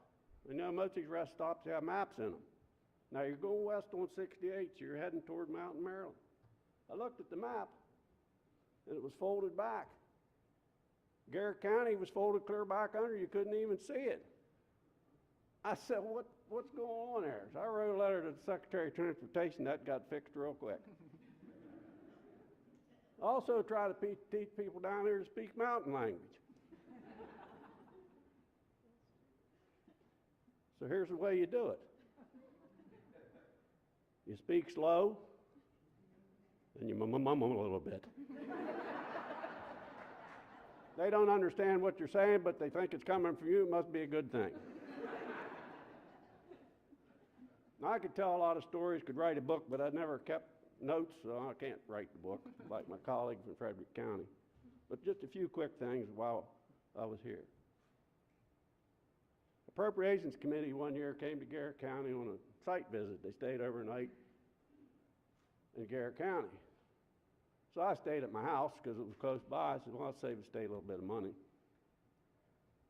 So I'm in bed, it's 3 o'clock in the morning. Telephone rings. Of course, you're asleep, telephone rings, you know, you start thinking, you know, I think the kids were out of the house and grown out of the house. You know, is this something with the family? Because you're half asleep. So I answered the phone. First thing, the person said, this is the state police. And then, of course, you really start thinking. I said, do you know Delegate so-and-so? I said, yes, I do. He said, okay, thank you. So I got up the next morning, went and had breakfast, and this certain delegate came up and said, thank you. I have no idea what he did. But evidently what I said got him off the hook. So if you take any trips out there, don't do anything like that, but you could call me anyway if you do. I'd say look me up in the phone book, but they quit printing phone books. The flush fee. Those of you, most of you were here then, you know, we passed it years ago, $30. Then they needed another $30. So I got thinking, you know, I supported the first $30. I think it's a good thing to help clean up Chesapeake Bay. The second $30, all the water in the state doesn't go to the bay. A lot of people don't know that. So I offered an amendment on the floor to say waters that don't go into the bay don't have to pay the extra $30. So we called for the vote. Took the vote. President Miller said, well, it's failed. Everybody's pointing up at the board. He looked up again and said, whoop. He said, there's a win for the senator from Western Maryland. So I got that passed. There was another time they wrote some changes in the water project law. And again, it said in there, the only people that could apply for these were where the water went in the bay. So I got with the person that wrote the bill. I said, you do know, don't you, that a lot of water doesn't go into the bay, or some of it doesn't. So we got that changed real quick to say all the water's in the state. That's why I said you got to look at the fine print in these. Now, some of you think you sit in here half the day, it's a long time. Let's go back to the savings and loan issue. I don't know if anybody was here then. I was in the house. We stayed on the floor overnight, maybe a couple nights, I can't remember, trying to figure out how to get this done. People were sleeping at their desk, putting their feet up on the desk, reading paper, doing some other things, sleeping in the back room on the couch. I went to some receptions when I got here. I'm just a country boy. I don't know a lot about things that go on in other areas. Went to receptions, and some of the food they had, like raw fish, what do you call that, sushi? Raw hamburger meatballs, which is tartare. I said, who eats this kind of stuff? I like my food cooked. Really didn't try any, still haven't tried any of it. The president mentioned the PACE reception. Back one time, I don't remember the dates, they were down here and they got about 20-some inches of snow right here in the city of Annapolis. And that's the year that the people brought down snowmobiles to put on display. A lot of people down here didn't even know what a snowmobile was. So with the 20-some inches of snow, blocked all the streets off. So they cranked up the snowmobiles, were running around in the city of Annapolis. I don't know if the police told them they couldn't. They did anyway, and they took a lot of you all on rides to get the feel of a snowmobile. What do I miss the most when I leave here? You all. Plain and simple. I'll miss some of the other things, but probably not a tremendous number of them. For advice, the president mentioned a couple things. Family support. I've been blessed with a great family, supported me all these years.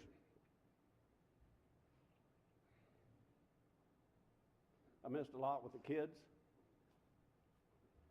I'll be married 55 years in June, if I last that long. Hopefully I do.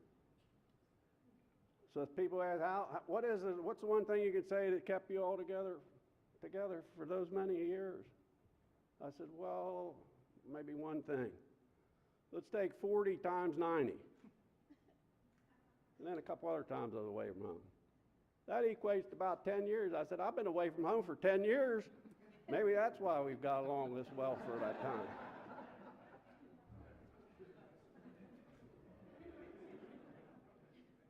I have a lovely wife, Linda. I have lovely kids. I have 8 grandkids now. My son and his wife just had twins last April. So that'll keep me busy. Want to support them. So I would say to you, just be yourself. Don't try to be something you're not, because that catches up with you real quick. Be honest. It's one of the first things I learned down here. If you're honest and people know you're honest and you stick with that, you can gain a lot. You get off that honesty, you're in trouble. Vote, which I know you vote here a lot, but I'm talking about when it's election time. And I speak to a lot of young people, and I'm not bashful, I'm pretty blunt. I just kind of tell them, when you reach the age to vote, go vote, and if you don't vote, keep this shut.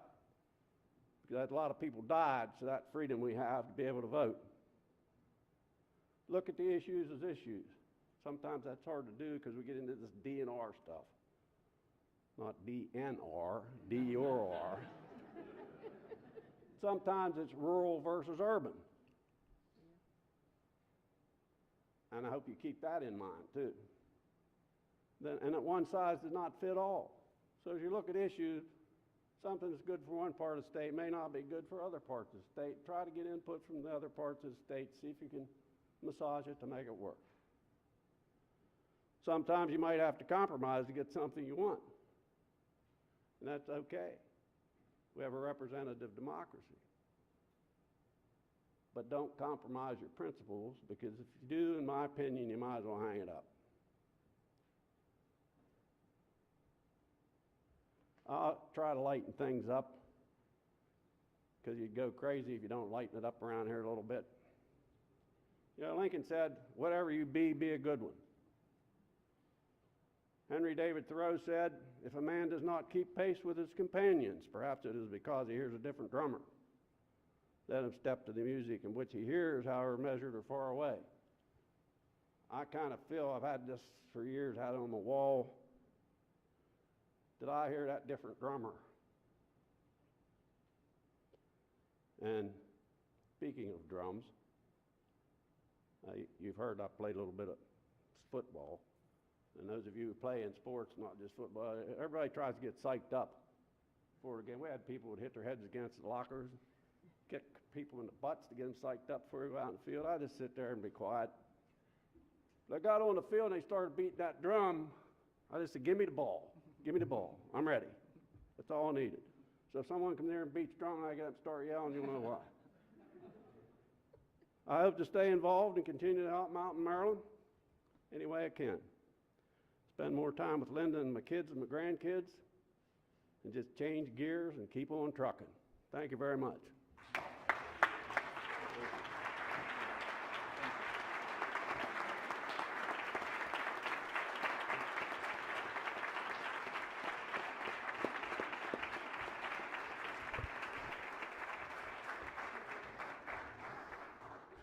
Well said. Chair recognizes the Chair of Budget and Tax. Thank you, Mr. President. Permission to use the senator's name. Senator may proceed. So I first met George back in the 90s. Back then, I was an advocate for the environment for a progressive organization. So that didn't go exactly as you might think. You might have thought that it wouldn't have gone well. But the reality is that the George Edwards that I knew back then and the George Edwards I know right now is the same person. The same honest, as he said, same decent human being, same focused on the things that he cared about, willing to compromise, but fight for what he knew was right. You know, he had me come up to, fairly recently, up to tour his district a couple years ago. He even almost got me to go down into a coal mine. But he always opened my eyes. And he opened my eyes about Western Maryland, but interestingly enough, he was able to open my eyes about the whole state. Because as he was that fierce advocate, he also was very much in his mind and what he did and how he expressed himself and how he interacted and the work that he did in committee was clearly always gauged and making sure that the whole state was in good shape. You know, he said, I think in the very beginning of his comments, that he knew he had to make a few friends. Well, he made a lot of friends, I think. He certainly made one in me. A very close friendship, particularly over the last couple of years. And something that I will always cherish and continue to cherish. I may come back up to Western Maryland. I probably won't go down in that mine. But what you've given us as an institution, what you've given us as a state, the sacrifices that you've made to ensure a better Maryland are extraordinary. And I certainly I'm going to cherish all the time that we spent together and all the time that we will. Congratulations on your retirement. Thank you. Thank you, Senator. Chair recognizes the other senator from Western Maryland. Thank you, Mr. President. Colleagues, you guys know I don't rise and say a whole lot back here, but I'd be remiss if I didn't stand here today to speak about our friend from District 1. Permission to use the senator's name? Senator may proceed. So George and I's political relationship probably began about 8 or 9 years ago. I was newly elected to our local Hagerstown City Council, and as everyone has, your delegation meetings, local government comes in and meet, and that was the first time George and I kind of met professionally. And I'd echo the sentiments of the chair from B&T, and also what we've heard our good friend, the minority leader across the hall, say many times. George is one of the most honest and decent and loyal individuals you ever meet. Our family relationship goes back well before those 8 or 9 years. As we all know, George hails from Garrett County, small little town of Grantsville. My mom's from Grantsville. Similar age, they went to the same high school together. And so when I go home, and oftentimes during the session, my mom will ask, "How's Georgie doing?" So, Georgie's doing just fine, Mom. So, we got some big shoes to fill out here in Western Maryland, Mr. President. Last year, our friend Sarah Serafini, moved on, and I came across the hall, and jury's still out how that's going to work out. But, we celebrate Senator Edwards here today, and it's had me reflect on a few things as well, and some of them have been mentioned here today, and not to repeat them, but I think the one that stands out was brought up in our caucus luncheon yesterday, and Teresa will appreciate it as well. There's no H in Allegheny. We'll continue to remind folks about that. When you have the bear problem, the overabundance of bears, we'll figure out a way to get some of those bears from down that way down to this way. And as we continue in budget and tax, we'll always talk about geographical representation. So I appreciate those things. I would just end up, I thank you for your leadership, especially in our community in Western Maryland. Thank you for your friendship. And most of all, like I said, thank you for everything that you've provided to not only our state, but everyone out in Western Maryland. Thank you, Senator. Well said, Senator. Thank you. Chair recognizes the senator from the 40th District. Thank you, Mr. President. Colleagues, many of you all know that I attended a small liberal arts college up in Western Maryland. It used to be called Frostburg State College and now Frostburg State University. And as a student there, delegate was always a present force up there in Western Maryland, especially at Frostburg State University. And later, just recently I've had a chance to serve with a gentleman from Allegheny County. And I'll tell you, I'm not a country boy, I'm a city boy, born and raised in Baltimore City, and I love my city, but there are there's a lot of similarities economically between some of our rural areas and some of our most urban areas. And the folks in Western Maryland should be very proud that they have had such a leader representing that region of our state.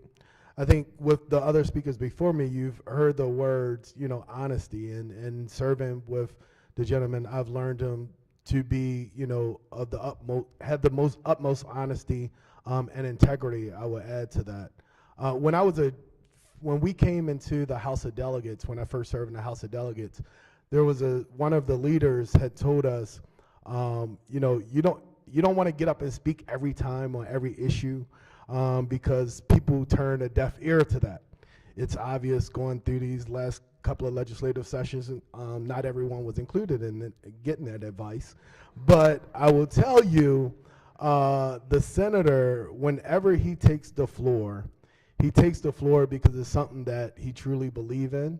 And I don't know if you all noticed, but I've noticed on quite occasion, whenever he takes the mic, the floor becomes solid because they want to hear what he has to say, and they know what he's going to say is pertinent to the issue and important, and he actually believes in it.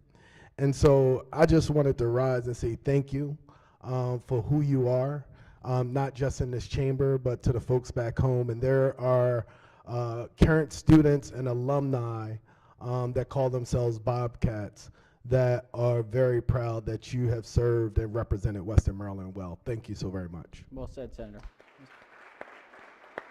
Chair recognizes the senator from Baltimore City, followed by the minority leader. Thank you, Mr. President. Just wanted to get up and say a few good words about the veteran on the Public Safety and Transportation and Environment Subcommittee. I think that my colleague from the 40th said it very well. He talked about you weren't a man of many words, but I tell you, every one that you did say, you made it count. Colleagues, Mr. President, I can remember there were moments where there were contentious issues on this floor. And the good senator walked to that back and he would say, You represented your community very, very well.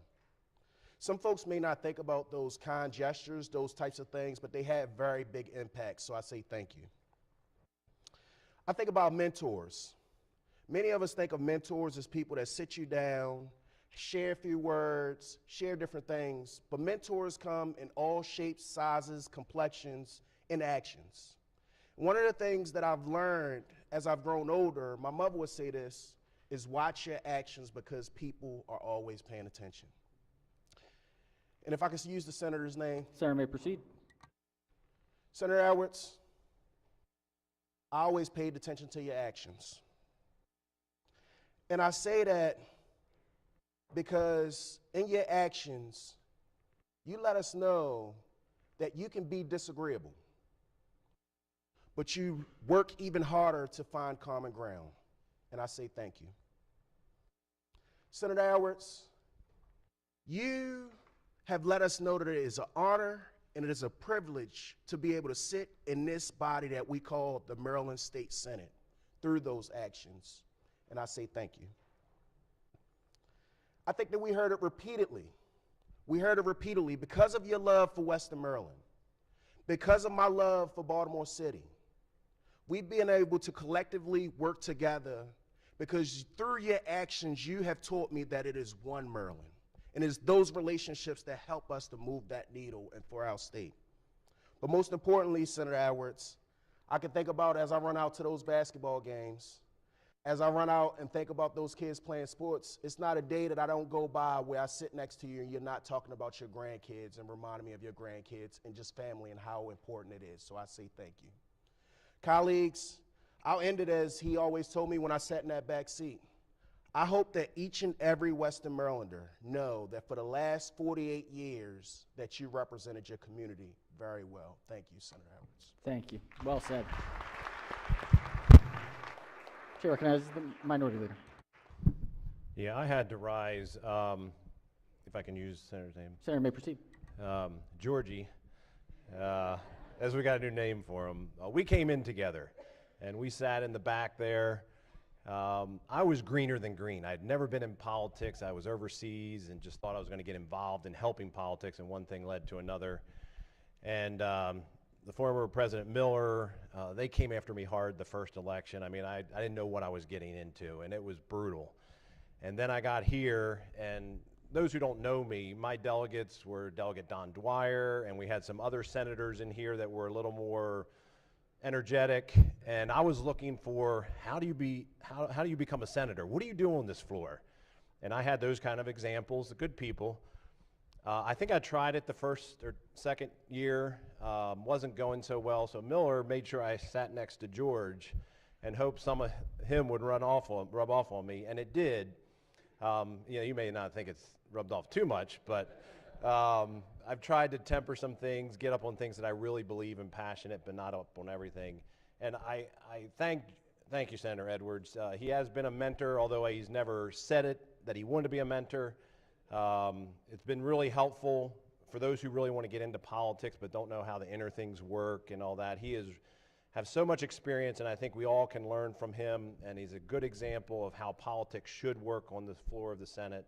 And I look forward to seeing him. I remember I go through Western Maryland because I have some relatives out in Pittsburgh. He's not the greatest on technology. I'll just give you a heads up on that. So I would text him, say, hey, I'm coming through your area. And then like 2 hours later, I'd get it back. Well, stop by and see me. But by that time, I was long gone and do it. And he didn't like technology so much that he got up on the floor one day and he was, you know, mountain man talking. He decided to knock his coffee into my computer, completely fried it. Joy came in and yelled me out that I had broken a computer and so forth. But we've gone through a lot of good times, and I really cherish your friendship, and hopefully we'll continue to do it throughout. Thank you so much, Senator. Thank you. All right. Well, look, it's a special moment. It's what makes the Senate, and just you know, it's the true servants that define us. So, all right. Let's think about scheduling here. Chair of Finance.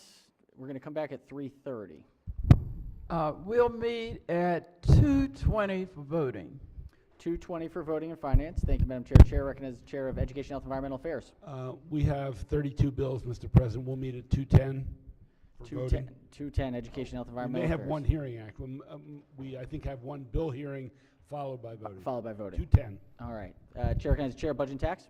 Mr. President, you said 3:30 we're coming back? 3:30. We'll vote at 2:30. 2:30. All right. 2:30 being T. Chair of Judicial Proceedings. Thank you, Mr. President. We'll vote at 2:30. 2:30 for Judicial Proceedings. Other standing committees? Any select committees, joint committees? Chair recognizes the Senator from District 11. Thank you very much, Mr. President. The body colleagues, please say a warm hello to my interns who have provided so much assistance to my office this session. David Carpe, who's a second-year law student at the University of Maryland School of Law, and I think Rochelle Thompson, there she is, who is a senior at Notre Dame of Maryland University, and they have just been fabulous. So excellent. Thank you for everything you've done. Welcome. Chair recognizes Senator from District 9. Nope. Co-chair.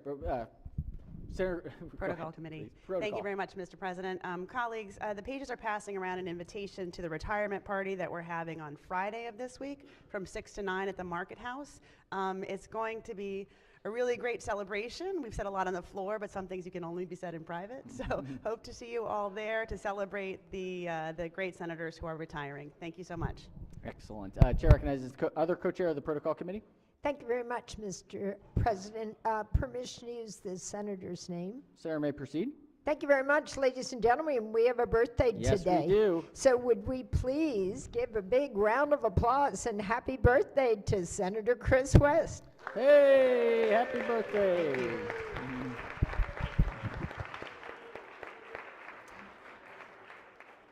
All right. Mr. President? Yes, Chair recognizes the birthday senator. I'm always the last birthday of the year. Yes, it's true. Well, I'm on the 15th, so I always just miss it, you know? It's like the perfect... all right. Do we have a memorial or adjourning in honor today? Oh, second session. Okay, great. I did remember. Today, the panoramic photos can be available for pickup at room 300 in the Legislative Services Building until 5 p.m. So my duty is done. Anything else? Chair recognizes the Senator from District 1. Thank you, Mr. President. I'd just like to thank everybody for your comments. Thank you all for your friendship over the years. And really and truly, when you get out of my way, give me a holler, and I'll try to look at my phone sooner to ask you to stop in. Thank you. Thank you, Mr. President. Thank you, Senator. Thank you. All right, let's do a quorum call before we adjourn. Mr. President. Has everyone recorded their presence? If so, the clerk will take the call. With 45 members in the chamber and a quorum being present, the Senate of Maryland remains in session. Chair recognizes the Majority Leader. Thank you, Mr. President. I move the Senate of Maryland stand in recess until 3:30 this afternoon. 3:30 without objection, so ordered. Oh, Mr. President? Oh, yes. Secure the doors. Can we have the chambers secured? We will secure the can, chamber leave so folks can computers? leave Thank stuff you. here. Excellent. Without objection, so ordered. Recess. Recess. All right. Have a great lunch.